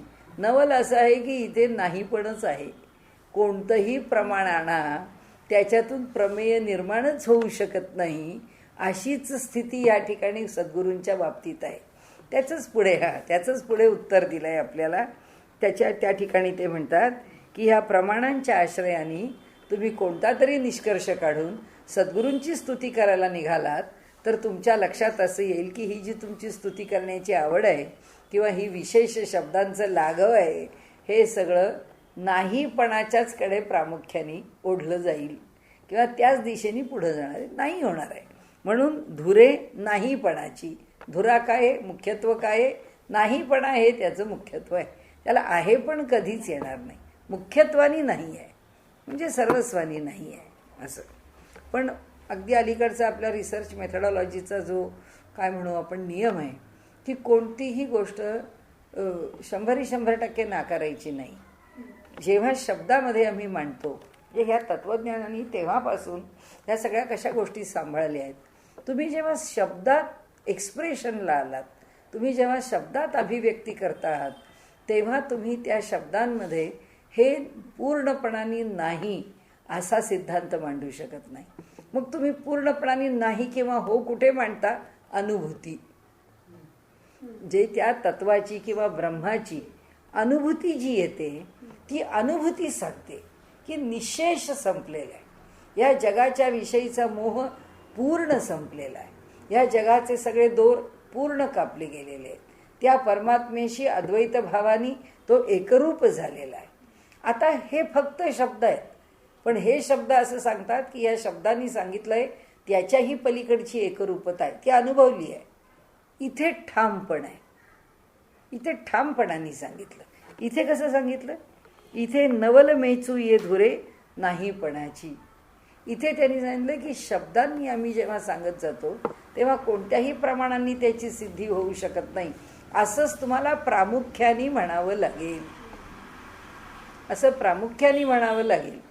100% म्हणत नाहीत ते. त्याचं कारण असं की काही शब्द प्रमाण आहेत ना, काही शब्द प्रमाण आहेत की त्या शब्दांनी नेमकी त्याची जी अनुभूती आहे ती अनुभूती त्या शब्दांनी अभिव्यक्त केली आहे की आम्ही शब्दाची मर्यादा जाणून का होईना पण त्या शब्दामधूनच ज्ञान करून घेतो. म्हणून तर ते वाक ऋण परिहार, पुढे जो वाणी ऋणाचा परिहार केला आहे तिथे आपल्याला कळेल की आता इथे शब्दात काही सापडतच नाही असं म्हटलं तर शेवटी मग वाणीचं महत्त्व काय. आणि त्यामुळे वाणीला जे महत्त्व आहे ते द्यावंच लागेल. म्हणून त्यांनी इथे कसं सांगितलं की नवल मेचू ये धुरे नाहीपणाची. म्हणजे नाहीपणा धुरेनी म्हणजे प्रामुख्याने. काय आश्चर्य हो म्हणाले, हे प्रामुख्याने नाहीच म्हणावं लागेल.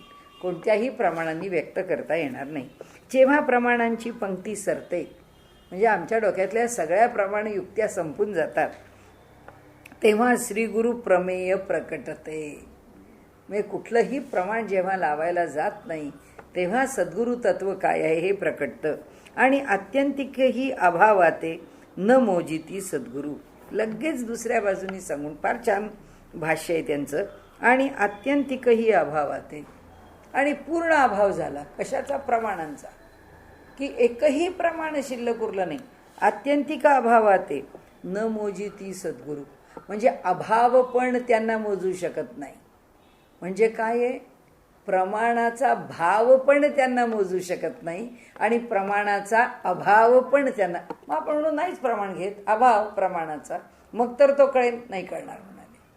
कारण का नाही कळणार? प्रमाणाच्या अभावात शून्य आहे.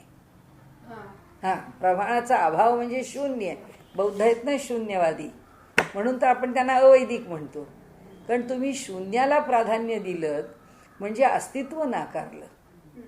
अस्तित्व नाकारलं तर ईश्वराचं जे सर्वव्यापीत्व आहे, जे सर्वत्रत्व आहे, सर्वज्ञत्व आहे, सगळंच नाकारलं तुम्ही शून्य स्वीकारलं की.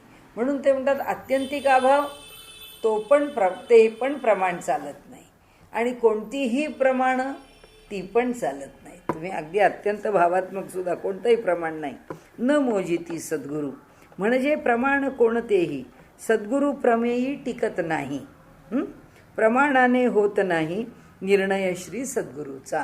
प्रमाणाने सद्गुरु कसे हे सांगता येत नाही.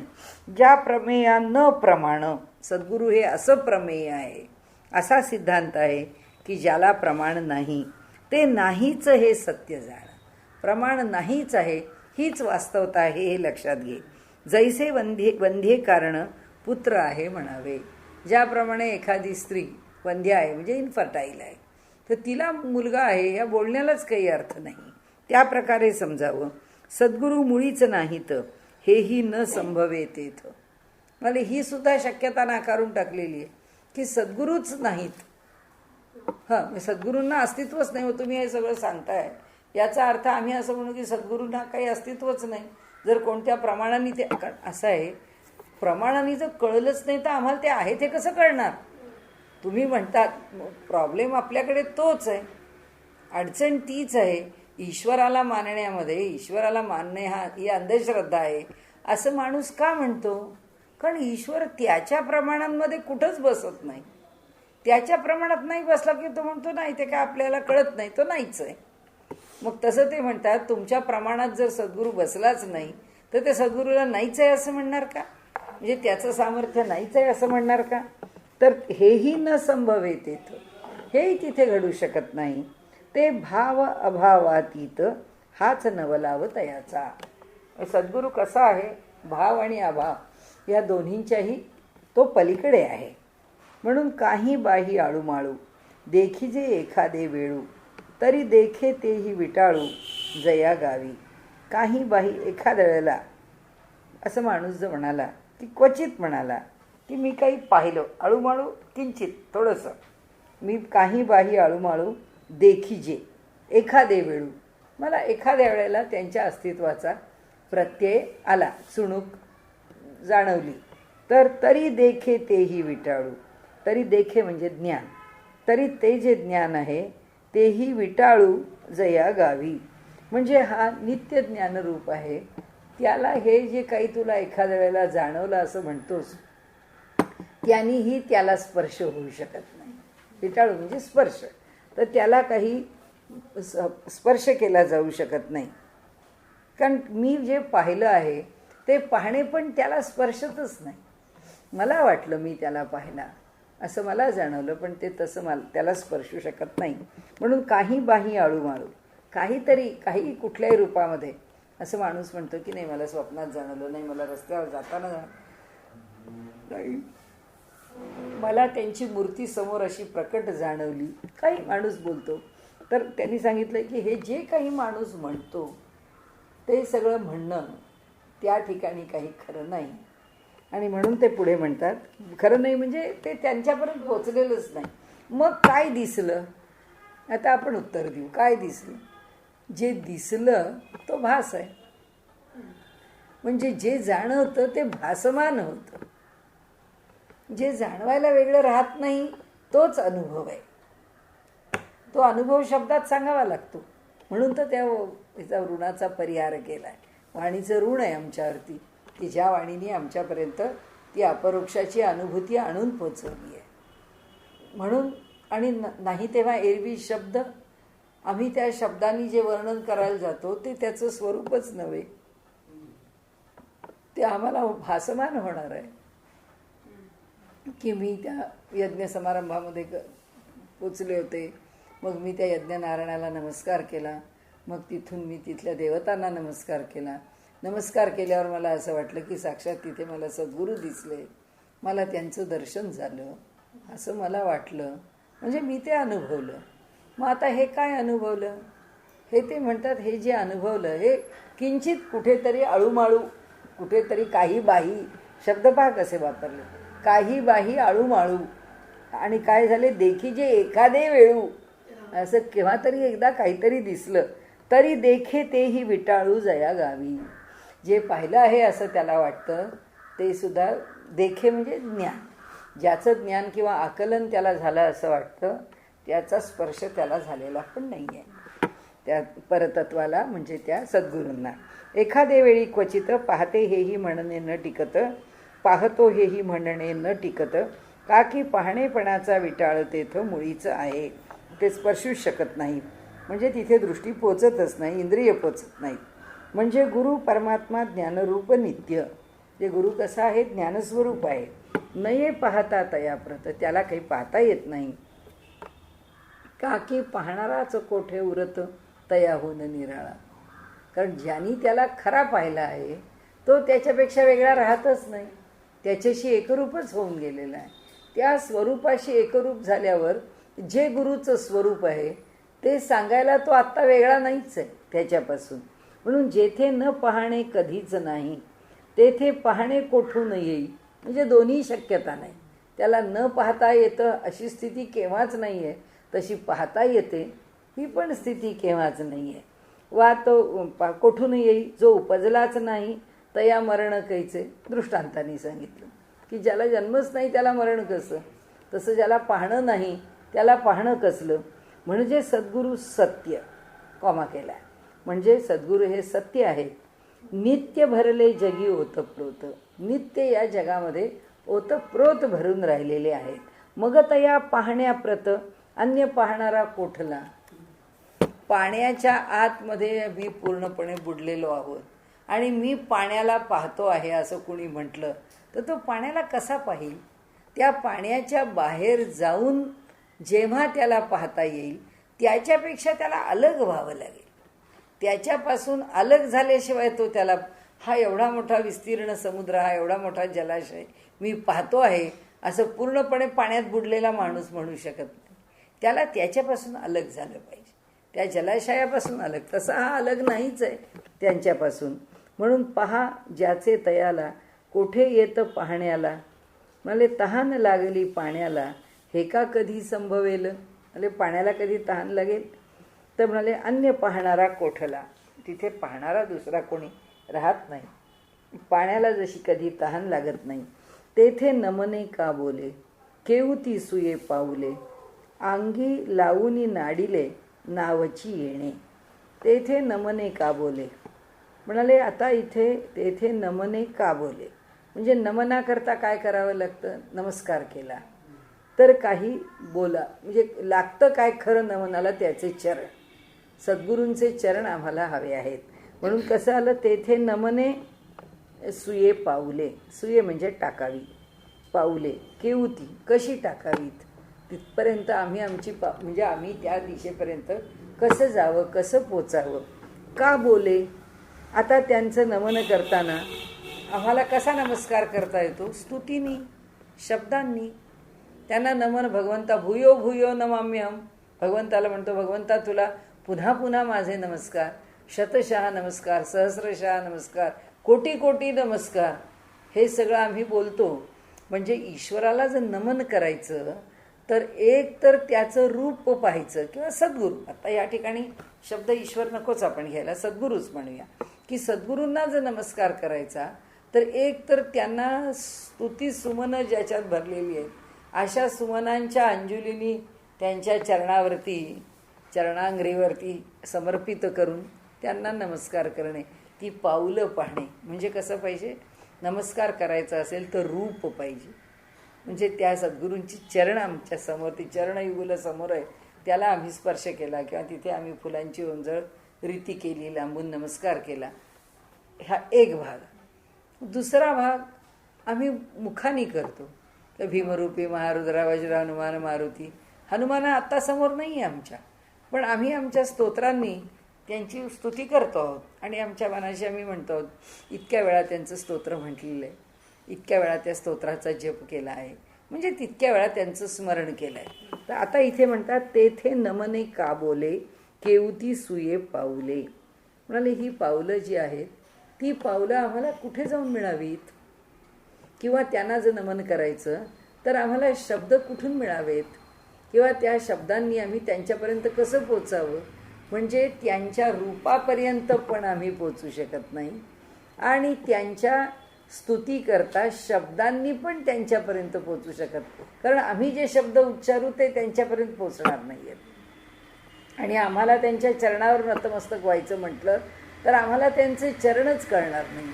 का नाही कळणार आहेत, कारण त्यांनी जो ह्या जगाचा निर्माता आहे त्याचं वर्णन करताना सहस्र, म्हणजे आपण जे पुरुष सूक्त म्हणतो त्यामध्ये म्हणजे तो सहस्रपाद आहे. कुठंही नाहीतरी आपण जे आता ह्याच्यातही म्हणतोच ना आपण गोंदलेकर महाराजांच्या चरित्रामध्ये की जिथे जिथे मी नमस्कार करतो तिथे सद्गुरू तुझीच पावलं आहे. ज्या ज्या ठिकाणी मन जाये माझे त्या त्या ठिकाणी निजरूप तुझे, तुझंच रूप आहे. मी ठेवितो मस्तक ज्या ठिकाणी तेथे तुझे सद्गुरू पाय दोन्ही. म्हणजे मला कुठं तुझी पावलं बघायला मिळणार आहे, या इथे पावलं आहेत, इथे नमस्कार केला की सद्गुरूला पोचला, किंवा माझं मन या ठिकाणी ठेवलं की ते सद्गुरूंच्या इथे ठेवलं. त्या श्लोकातच त्यांनी सांगितलं की माझ्या मनाला ठेवायला जागाच नाही आहे, आणि माझं मन जिथे जिथे जाईल तिथे सद्गुरूच आहेत आणि मी जिथे जिथे नतमस्तक व्हायला जाईन ते प्रत्येक स्थान पण सद्गुरूच आहेत. तेच त्यांना आत्ता इथे सांगायचं आहे आपल्याला की स्वतंत्र अधिष्ठान असलेलं पाऊल असं सद्गुरू सांगता येणार नाही. कोणत्या तरी शब्दांनी किंवा तुम्ही योजलेल्या शब्दांनी ते आपल्याला सांगतात की तुम्हाला त्या शब्दांनी सद्गुरूची स्तुती पण करता येणार नाही. तिथेही तुम्ही पोचत नाही. तेथे नमने का बोले केऊती सुये पाऊले अंगी लावून नाडिले नावची येणे. म्हणाले आम्हाला काय फसवलं की आम्ही अंगाला लावलं म्हणजे माया जी आहे त्या मायेच्या नामरूपात्मक जगतामध्ये आम्हाला फसवून टाकलं. नावची येणे म्हणजे हे सगळं जे काही आम्ही वर वर्णन करतो आहोत हे सगळं कशात अडकलेलं आहे? मायेच्या उपाधीत अडकलेलं आहे. आणि त्यांनी काय केलंय? अंगी लावून नाडिले. कुणाला? त्यांनी आपल्या ठिकाणी त्या मायेला फसवून दूरच केलंय. म्हणजे त्यांच्या ठिकाणी माया शिल्लकच राहिलेली नाहीये. अंगी लावून नाडिले नावची येणे. तर त्याचं आता आपण खालचं स्पष्टीकरण पाहू. सद्गुरूचे ठाई साचा रिघावा न नमस्कार स्तुतीचा का की आकार नामाचा पत्ता नसे.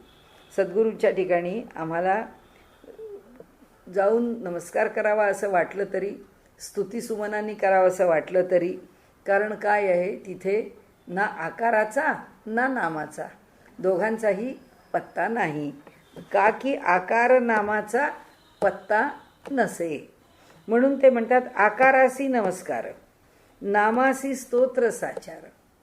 भगवंताचा आकार, सद्गुरूंचा आकार दिसला की त्या आकाराला आम्ही नाव देतो. हे गोंदवलेकर महाराज आहेत, हां इथे नाव दिलं. हे नरसिंह सरस्वती महाराज आहेत, हे दत्त महाराज आहेत.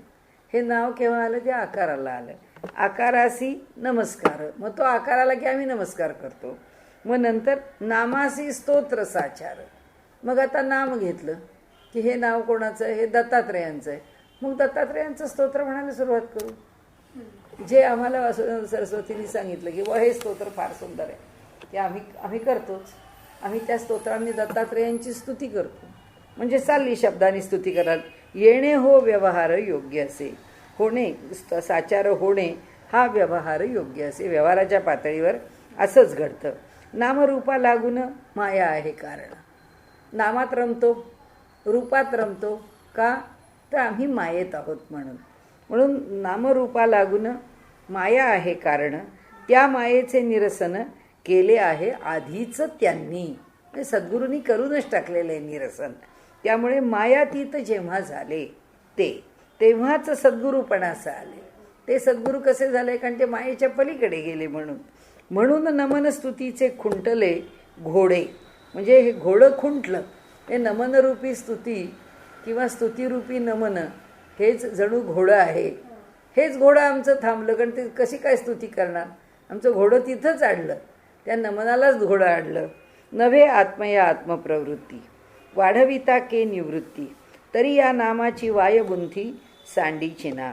नव्हे आत्मया आत्मप्रवृत्ती म्हणजे आता जशी आपल्याकडे आपल्याला आपण म्हणतो ना की कुछ भी दिया, म्हणजे गुरु गोविंद सिंहांची वडिलांची गुरु तेग बहादूर सिंग त्यांची कथा सांगताना आपण म्हणतो ना की औरंगजेबाने त्यांचा भर चौकामध्ये चांदणी चौकात मृत्यू घडवून आणला आणि त्यांना त्या तळत्या तेलाच्या कढईमध्ये एक एक अवयव तोडून टाकून ते तळते अवयव पाहायला लावले. इतके प्रकारच्या यातना करून त्यात त्यांनी सांगितलं सर दिया पर सार नाही दिया. सार म्हणजे सत्व. हे जे माझं सत्व आहे, आपण कुठले कुठले शब्द वापरतो? सत्व वापरतो, तत्व वापरतो, सुवत्व वापरतो. आता इथे सत्व म्हणजे माझं जे सत आहे, पाय मोडलेला त आणि त्याचं त्व केलं, सत्व त्याचं असणं. म्हणजे माझं जे असणं, मी कायम आहे, आत्मा अमर आहे. माझं जे सतपण आहे ते सतपण म्हणजे काय? ते माझं सत्व आहे. आपण म्हणतो की नाही सत्व सोडू नये माणसाने. पूर्वीच्या काळी हा शब्द खूप वापरायचा आहे. की सत्व परीक्षा पाहिली असा आपल्याकडे शब्द आहे. सत्व परीक्षा म्हणजे काय? की जे ठामपणाने मी स्वीकारलेलं आहे, की जे माझ्या हयातीमध्ये ते असंच असणार, की मी नाही खोटं बोलणार, म्हणजे मी माझ्या हयातभरात खोटं बोलणारच नाही. आता खोटं बोलायचा असा प्रसंग आणून उभा केला की आता काय करू, धर्मसंकट उभं केलं धर्मराजाला, नाही का, की आता काय करायचं, तो कोण गेला आहे, नरोवा कुंजरोवा, कळत नाही त्याला की कोण नेमका गेलेला आहे. तर तो ते सत्वहरणाची वेळ आली, तर त्याला सत्व म्हणतो आम्ही. स्वत्व, स्व सेल्फ, म्हणजे इथे काय आहे, हा जो जीवभाव आहे याची जाणीव आहे, म्हणजे माझ्या मीपणाची मला जाणीव आहे. ही जी जाणीव आहे ती काय आहे, ते स्फुरण आहे, माझं अहमचं स्फुरण आहे माझ्या ठिकाणी. त्याचं त्व म्हणजे माझ्या अहमच्या स्फुरणाचं स्वत्व. तर हे जे माझं स्वत्व आहे हे मी विसरले म्हणजे काय होईल, अल्झायमर होईल. माझं जाणीव आहे ना मला माझी, ह्या देहाच्या आधाराने जो जीव राहिलेला आहे तो म्हणजे मी आहे याची पूर्ण जाणीव आहे. ज्या क्षणी ह्याची जाणीवच विसरेल त्या क्षणी माझं जे स्वत्व आहे त्याचं भान सुटलं. हां, आता तत्व आहे, तचा पाय मोडलेलाच आहे, पुढे त्वच लावला आहे, म्हणजे वच लावला आहे त्याच्या ठिकाणी. ते व कशा करताय, ते तत् म्हणजे ते, आणि माझ्या ठिकाणचं जे असणारं ते म्हणजे तत्व. हां, इथे ते तत्व आहेच आमच्या इथे. मग आम्ही अभ्यास कशाचा करतो, ते कळण्याचा.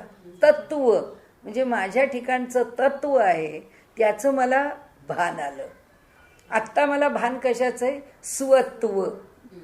मला भान स्वत्वाचं आहे, आणि व्यवहारामध्ये मी माझा अवलंब कशाने करतो, सत्व. हां, म्हणजे आपण म्हणतो हे मला असं केलेलं आवडणार नाही, मी हे असं चुकीचं वागणार नाही, मला ही एवढी कामं केल्याशिवाय पटणार नाही, मी ह्या उगीच नसत्या भानगडीत पडणार नाही. हे काय आहे, हे आमचं सत्व आहे व्यवहारातलं, आचारातलं. म्हणजे आचारात आम्ही हे असं शाश्वत राहील असं आम्ही आमच्यापुरता सतचा विचार व्यवहारातल्या आम्ही असा केला आहे आचारामध्ये. माझं जे शाश्वत सत आहे ते सतचित आनंदामध्ये. पण व्यवहारात आपण कसं म्हणतो की सत्व सोडू नये, आपल्या सत्वाला धरून ठेवावं, काहीतरी पाहिजे हो आपल्याकडे, असं जेव्हा माणूस म्हणतो तेव्हा त्याचा एक असा आग्रह असतो की त्याची ओळख असते, ती हा उदार आहे, हे त्याचं सत्व आहे. हा दुसऱ्याशी अत्यंत निगर्वीपणाने व्यवहार करतो, सत्व आहे त्याचं, की ती त्याची खूण आहे, ती व्यवहारातली त्याची पहिचान आहे, की तो समजतो हा व्यवहार हाच मला माझी ओळख आहे, ही ओळख मी कधीच सोडणार नाही. तर त्यामुळे ह्या ठिकाणी आत्ता आपण कशापर्यंत आलो आहोत, आपण या ठिकाणी आलो आहोत की आत्म्याच्या ठिकाणी आत्म नावाची काही प्रवृत्ती नाही. आपल्या ठिकाणी किती प्रवृत्ती आहेत, व्यवहार करताना एक प्रवृत्ती आहे, आपल्या स्वतःच्या जाणीवेची एक प्रवृत्ती आहे, आणि आपल्याला जे प्राप्त करायचं आहे, जे आपल्याला आत्ता जाणवत नाही पण जे जाणवावं अशी अपेक्षा आहे, अशी एक प्रवृत्ती आहे. म्हणजे आपल्याकडे व्यवहाराकरता सत्व आहे, आपल्या स्वतःच्या जाणीवेकरता स्वत्व आहे. कारण स्वस्वरूपी का म्हणतो आपण, ते पुढे येईल तेव्हा आपण बघू. तर स्वस्वरूपानुसंधान किंवा स्वरूपानुसंधान काय येतो, स्व, त्या खऱ्या स्वची जाणीव. व्यवहारामध्ये आम्ही त्याची जाणीव घेत नाही, आम्ही स्वत्व, माझं स्वत्व मी सोडणार नाही असं व्यवहारामध्ये म्हणतो. जे माझं मी पण आहे, म्हणजे माझ्या जीवपणाचं माझं वेगळेपण, त्याची जी मला जाणीव ती मी नाही सोडणार. पण जेव्हा आम्ही त्या स्वरूपी जातो तेव्हा सुद्धा वेगळेपणाची जाणीव शिल्लक आहे, ती आता आपण नको विचारात घ्यायला, कारण तो स्वरूपी जातो त्या ठिकाणी त्या अहंकाराचं स्फुरण शिल्लक आहे, त्या वेगळेपणाची अनुभूती शिल्लक आहे. असो, आता आपण तिथे नको जायला. आणि तत्व म्हणजे तत्वज्ञान झाले. आम्ही तत्वज्ञान शब्द इतकं गुळगुळीत करून टाकला की आम्हाला व्यवहारात कशाच्याही ठिकाणी तत्वज्ञान शब्द वापरताना काही वाटत नाही. पण आपल्याला जेव्हा तत्व म्हणजे मी ते आहे, यातला त्यात ते एवढंच, बाकी काही करायची गरज नाही, मी बी काही राहिलंच नाही ना आता, कारण तो अहंकार वगैरे सगळा सुटला. म्हणून आता फक्त ते जे ते तत्, हां, म्हणजे आता ते तत्चं ज्ञान, म्हणून ते तत्व म्हणजे ह्याचं तत्पण म्हणजे तत्व, म्हणजे ते तत्व ह्याचं काय झालं, ज्ञान झालं. म्हणजे स्वत्वाचं ज्ञान संपलं. म्हणून ते तत्वज्ञान, की आम्हाला त्याचं ज्ञान प्राप्त झालेलं आहे. म्हणून आता इथे आत्म्याला काही प्रवृत्ती आहे का? आत्म्या त्यांनी आता इथे आणलं आहे आपल्याला, की नव्हे आत्मया आत्मप्रवृत्ती. आपल्याला जशा ह्या भिन्न भिन्न प्रवृत्ती आहेत अशा आत्म्याच्या ठिकाणी प्रवृत्ती आहेत का? म्हणाले नाही आहेत. आत्म्याला कोणतीच प्रवृत्ती नाही आहे. वाढविता के निवृत्ती. पुढे जाऊन तुम्हाला सांगतो, वाढविता म्हणजे पुढं जाऊन तुम्हाला एक गोष्ट सांगतो, के म्हणजे कुठली निवृत्ती? ज्याला प्रवृत्तीच नाही त्याला निवृत्ती कसली? त्याच्या ठिकाणी निवृत्तीसुद्धा नाही. तरी या नामाची वायबुंथी सांडीची ना. अहो म्हणाले, त्या आत्म्याच्या ठिकाणी आत्मप्रवृत्ती नसताना सुद्धा या ठिकाणी नाम नावाची बुंथी म्हणजे पांघरुण आणि वाय म्हणजे खोटं. हे नामाचं खोटं पांघरुण आम्ही कशाकरता घेतलंय? सांडीची ना म्हणजे सुटतच नाही.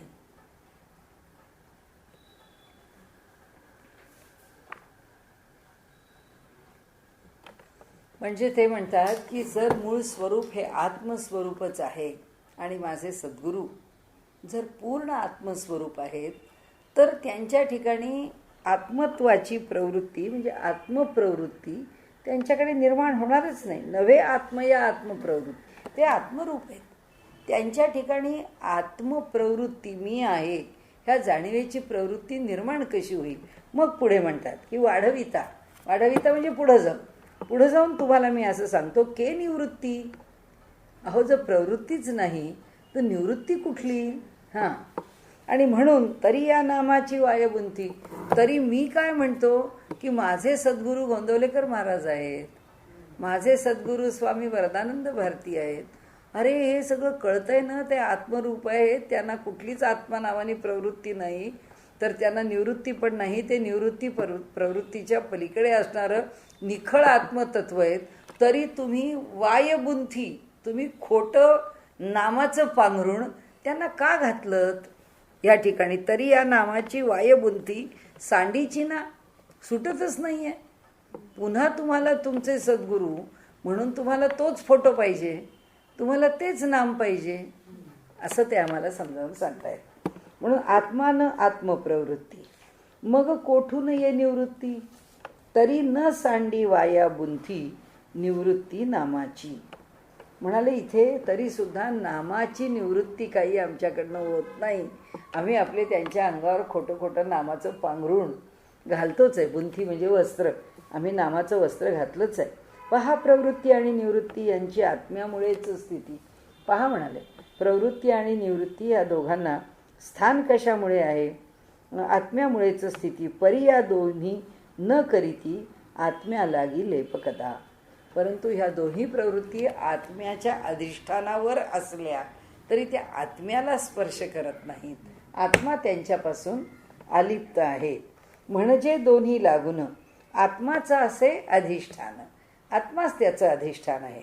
या दोन्हीचे मिथ्या पांघरुण आत्मराज पांघरला.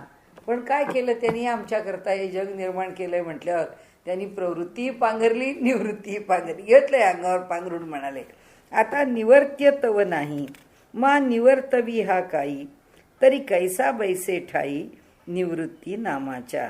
निवर्त्य म्हणजे निवारण करण्याला योग्य, तव नाही. मा निवर्तवी हा काही, मग मा म्हणजे नाही, निवर्त्य तव नाही म्हणजे निवृत्ती करण्यासारखं त्याच्याकडे काहीच नाही की त्यांनी हे टाकून द्यावं, कारण त्यांनी काही उपाधीच नाही त्याला, तर तो कसली उपाधी टाकणार आहे? मा निवर्तवी हा काही, मग हा कशाचं निवारण करणार? कशाचं करणार?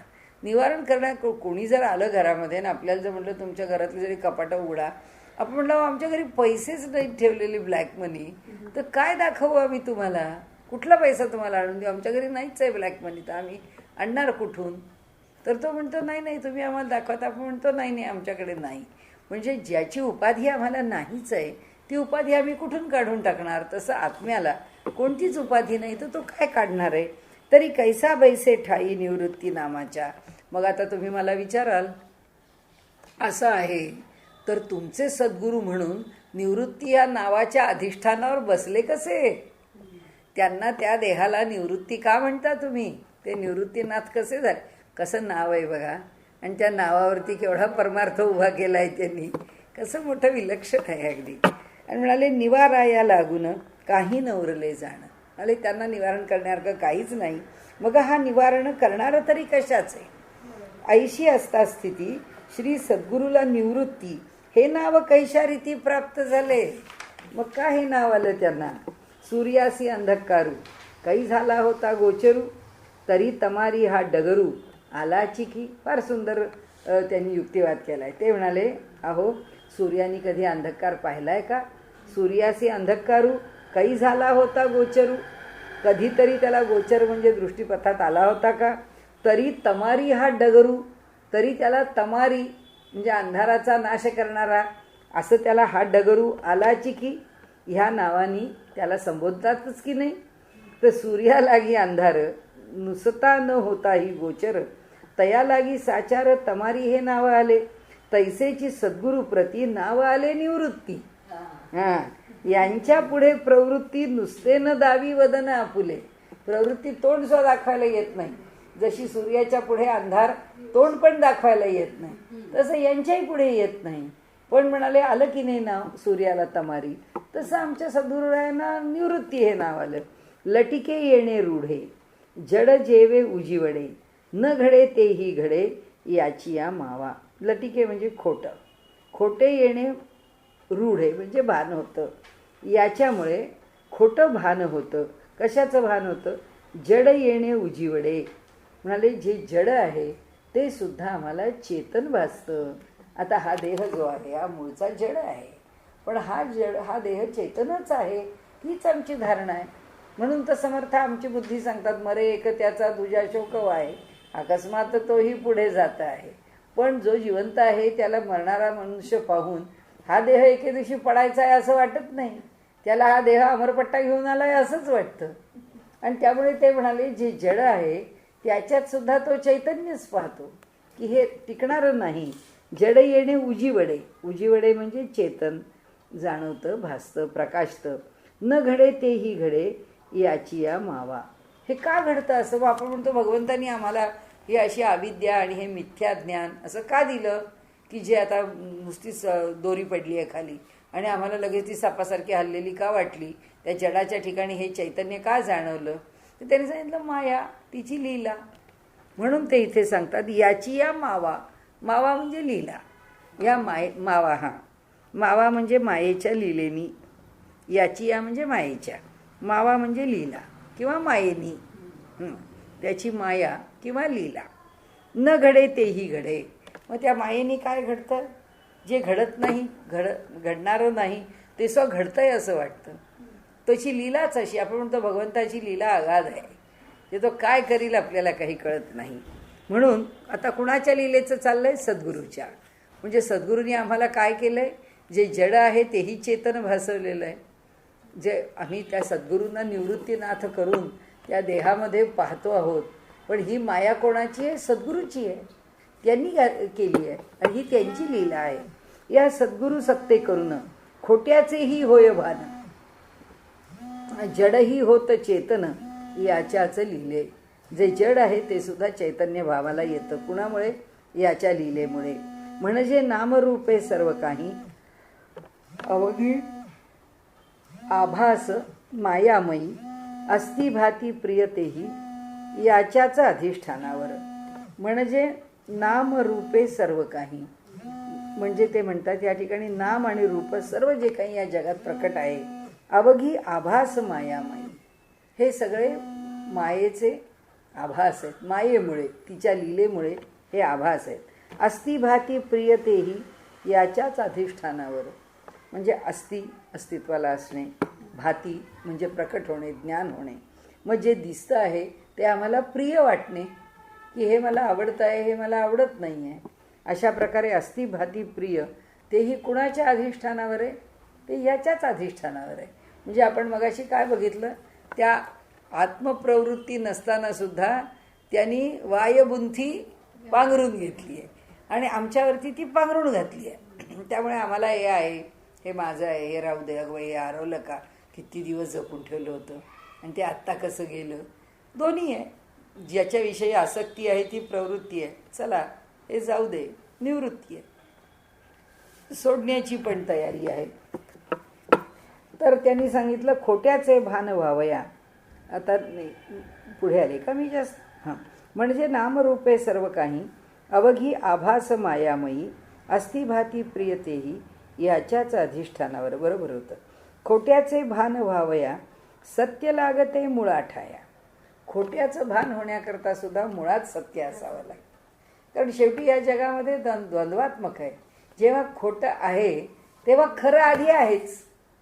म्हणजे जेव्हा मी खोट्याशी चर्चा करते तेव्हा तिथे खरं अधिष्ठानाला आहे. आणि जेव्हा मी सत्याची चर्चा करते की हो हे खरं आहे, हे असं आहे, हे वास्तव आहे बरं का, हे लक्षात घ्या, हे जेव्हा आपण सांगतो तेव्हा खोटं अध्यारूतच आहे. हां, सत्य बोलताना सुद्धा खोटं अध्यारूत आहे आणि खोटं बोलताना सुद्धा सत्य अध्यारूत आहे. कारण का, हे जगच द्वंद्वात्मक आहे. या जगात द्वंद्व आहेच. फक्त आपल्याला व्यवहार करताना एवढंच सांगितलं आहे, ह्या जगात काय आहे हे बाजूला ठेवा, आपला व्यवहार सन्मार्गावर ठेवा. हे सगळे नियम समजून घ्या, पण चालायचा मार्ग तोच आहे. न अन्य पंथा विद्यते अयनाय. याच्यापेक्षा वेगळा मार्ग असू शकत नाही. हाच मार्ग आहे. याच मार्गाने आपल्याला जावं लागेल. कुणी काही म्हटलं तरी सुद्धा ह्याच्याशिवाय कल्याण कशात ठेवलेलं नाही. मग काय आता हे सगळं असंच नाशवंत आहे. आम्ही धडाधड लोकांना मारू, आम्ही लोकांना खून करू, त्यांची संपत्ती लुटून घेऊ, आम्ही त्याच्या जीवावर सुखी होऊ. भगवंत म्हणतो होऊ शकत नाही. तुम्ही काहीही केलं तरी हा मार्ग सुखाचा नाहीच आहे. हाच मार्ग सुखाचा. चटणी भाकरी खाल पण इथंच सुखाने राहाल. तर ते म्हणतात खोट्याचे भान व्हावया सत्य लागते मूळ ठाया. काही असल्या वाचोनिया मायेला न अस्तित्व. तिला काहीच अस्तित्व नाही आहे. खोटे आहे म्हणून सत्यालाही असणे पण ऐशी अघटित घटना जाणं सद्गुरू सत्य होत असे. हे सगळं ब्रह्म आणि सद्गुरू ह्यात भेद नाही म्हणून हे सगळं सद्गुरू सत्तेनी चाललेलं आहे. हागा माया वशे दाविसी ते माईक म्हणून वाळीसी अमाईक तव नभसी कवणाही विशो. आता ते म्हणतात हा गा माया वशे दाविसी. हां, जे मायेच्या साह्याने तू आम्हाला हा गा जे भगवंता किंवा हे सद्गुरू राया, हां ठीक आहे, तू आम्हाला मायावश म्हणजे मायेच्या आधिपत्याखाली तू आम्हाला जे काही दाखवलं आहेस किंवा दाखवतो आहेस ते माईक म्हणून वाळीसी. आणि ते आम्हालाच दाखवतोस मायेच्या आश्रयाने आणि आम्हाला सांगतोस काय, हे माईक टाकून द्या. मग दाखवतोस कशाला आणि टाकायला कशाला सांगतोस, असा त्या 2 ओळीतला भाग आहे. पहिल्या ओळीतला भाव काय आहे, हा गा माया वशे दाविसी. हां, त्या मायेच्या साह्याने आम्हाला चांगलं आणि वाईट तू सातत्याने दाखवत राहतोस. ते माईक म्हणून वाळीसी म्हणजे टाकतो. वाळ म्हणतो ना आपण, त्यांना वाळ टाकली म्हणजे त्यांना वाळीत टाकलं म्हणजे दूर केलं. मग आम्हाला सांगतो त्याच्यावर वाळ टाक. ते माईक म्हणून वाळीसी. मग ते माईक आहे म्हणून तू दूर टाकून देतोस. म्हणजे निर्माण करतोस तूच आणि तूच त्या मायेला दूर टाकून देतोस. म्हणजे तू त्याच्यापासून बाजूला आहेस. म्हणजे काय म्हणायचं की परमात्म्या तुझ्यावर कधीच माया काम करू शकत नाही आणि ती माया तुझ्या ठिकाणी नाही म्हणून तू आम्हाला दिसत नाहीस. त्याचा महिमा त्याच्याकरता आहे. तो पुढचा महिमा असा आहे की ती माया जी आहे त्या मायेने निर्माण करतोस आणि तीच माया तू टाकतोस, आम्हाला टाकून दे सांगतोस. आम्ही जेव्हा टाकून देऊ तेव्हा आम्हाला तू दिसतोस, कारण तू मायेला टाकलेलं आहेस. म्हणजे तू टाकलेल्या तुला जर आम्हाला पाहायचं आहे, आमची माया सुटलीच पाहिजे तरच आम्ही तुला पाहू शकू. तर म्हणून अमाईक तव नवसी कवणाही विशो. आणि तुझं जे स्वरूप आहे ते मायेच्या अतीत आहे.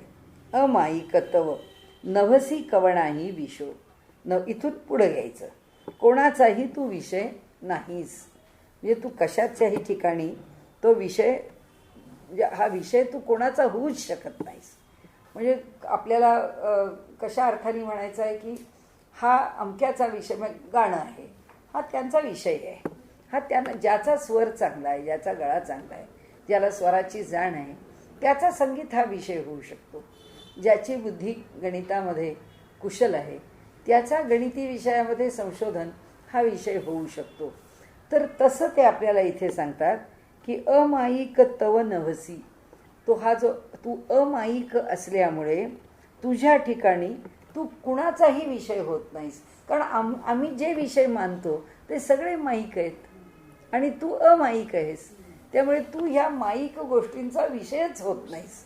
हां, तू बाहेर आहेस त्याच्या. हे गुरुराया कृपाराशी जे मायेने दाखविसी त्यांचे मिथ्यत्व प्रचितीसी आणून लाविसी टाकावया. तू आम्हाला त्याचा प्रत्यय देतोस आणि आम्हाला टाकण्याचा उपदेश करतोस, बुद्धी देतोस. आणि तव स्वरूप जे मायातीत शुद्ध विमल अत्यंत ते तो विषय कोणाप्रत होतची नाही. तो कोणाचाच विषय होऊ शकत नाही. कारण जे शुद्ध आहे, विमल आहे, मायेच्या अतीत आहे. म्हणून शिव शिवा सद्गुरू तुझला गूढ काय करू एकाही निर्धारा धरू देतासी का. कारण ते म्हणतात शिव शिव. आपण मराठीत सुद्धा म्हणतो ना शिव शिव हे काय झालं. पूर्वी म्हणायची सर्रास पद्धत होती. तसं ते म्हणतात हे शिव शिव सद्गुरू काय करावं म्हणाले. तुझला गूढा काय करू. तू इतका गूढ आहेस. तुझ्याकरता कशाचं योजना काय करू. मी सगळं प्रयोजन करून पाहतोय पण ते तुझ्यापर्यंत काही पोचत नाही. एकाही निर्धारा धरू. एकही निर्धार म्हणजे एकही निश्चय धरू देतासी का. एक तरी निश्चय माझा टिकू देतोयस का. तुला सूर्य म्हटलं तर टिकू देत नाही, तुला चंद्र म्हटलं तर टिकू देत नाही, तुला समुद्र म्हटलं तर टिकू देत नाही, तुला हिमालय म्हटलं तर टिकू देत. काही म्हण, मी कशाचाही निश्चय केला तरी तुझ्या ठिकाणी टिकतच नाही. कारण का म्हणाले शिव शिव सद्गुरू तुझला गूढा काय करू. तू असं गूढ आहेस की ह्या कशातच बसत नाहीस. तू ह्या सगळ्याच्या पलीकडचं आहेस. शिव शिव हे सद्गुरू आपुल्या गूढ रूपा काय करू. कोणताही निर्धारू ते ठाई टिकून देशी. तुझ्या रूपाच्या ठिकाणी माझा निर्धार, माझा निश्चय, माझा विषय, माझा विचार, माझं चिंतन तू काही टिकू देत नाहीस त्या ठिकाणी. तुझ्या व्यक्त स्वरूपे करून शास्त्रे करीती तव वर्णन आणि उपासकासी दर्शन उपासने रूप तव होते. पण तुझं व्यक्तरूप कोणाला दिसतं. उपासकाला. आणि तो त्याचं दर्शन घेतो आणि त्या स्वरूपाचं शास्त्र वर्णन करतात. ते सांगतात या रूपामध्ये दिसतो, तो कृष्ण रूपात असा आहे, तो राम रूपात असा आहे, तो नरसिंह रूपामध्ये असा आहे. ते म्हणाले परी तव अव्यक्त गूढ रूपा ठाई शास्त्राचीही गती नाही. पण तुझं जे व्यक्ततेला आलेलं रूप नाही तिथे काही शास्त्र पोचतं. तिथे काही शास्त्र पोचू शकत नाही. मग ते रूप कोण्या उपायी गवसेल ते सांग की. मग तुमचं ते रूप आम्हाला कसं कळेल. आम्हाला उपासनेतून प्राप्त होणारं रूप कळलं की ते दर्शन देतं, ते असं असतं तसं असतं. पण तुमचं जे अव्यक्त रूप आहे ते आम्हाला कसं कळेल. नामरूपे बहुवसे उभारुनी पडिली ओसे सत्तेचेनी आवेशे तोषलासीना. नामरूपे बहुवसे पुष्कळ प्रकारची नामरूप आहेत. उभारुनी पाडिली ओसे निर्माण करतोय, ओस पाडतोय. सारखी नामरूपात्मक पृथ्वी तयार होत. पृथ्वीवर जीव आहेत, प्राणी आहेत, वनस्पती आहेत, सगळं काही निर्माण होत आहे, नष्ट होत आहे. सत्तेचेनी आवेशे तोषलासीना नाही. तुझ्या ठिकाणची जी सत्ता आहे सत्तेचेनी आवेशे तोषलासी ना. हे वेगळं पाहिजे. तिथे चुकून जोडलं गेलं आहे. हां, ते लांब करायला पाहिजे. म्हणजे नाही ना तू संतुष्ट झालास. म्हणजे सांगायचं आहे काय त्यांना की ही सगळी जी नामरूप आहेत एवढं सगळं निर्माण केलं. ठीक आहे, ही माया आहे, ही तू सोडून दिलीस, काही हरकत नाही आहे. कारण ती तूच निर्माण केली आहेस, तूच सोडून दिली. पण अरे तुझी सत्ता की ज्या तुझ्या ठिकाणी जी सत्ता आहे त्या सत्तेचा तर तुला काही समाधान, त्या सत्तेचा तर तुला संतोष, तो पण काही नाही. तुला असं वाटत नाही वा वा ही सगळं माझ्या सत्तेने होत आहे असंही तुला वाटत नाही. म्हणजे तुझ्या ठिकाणी त्याचीही संतुष्टता नाही. म्हणजे ती पण वृत्ती नाही, ती पण उपाधी नाही तुला. म्हणून अनंत नामरूपे उभारून मिथ्या म्हणून करविशी भान आणि या सुख सोहळ्यामध्ये पूर्ण संतुष्टपणे राहसी. हे सगळं निर्माण केलेलं आहे. म्हणजे नामरूपात्मक जगत आपुल्या सत्ते उदय पावत आणि आपुल्या सत्ते नाशही होत परी न ज्याची खबर तुला. आता मी हे निर्माण करतो आणि आता मी हे टाकतो, ह्या कशाचंही नाही. आणि त्या सत्तेचा तुला तुझ्या ठिकाणी मी निर्माण केलं ह्याचा संतोष नाही, मी संहार करतो याचा गर्व नाही, काही नाहीच आहे तुझ्या ठिकाणी त्याच्याविषयी.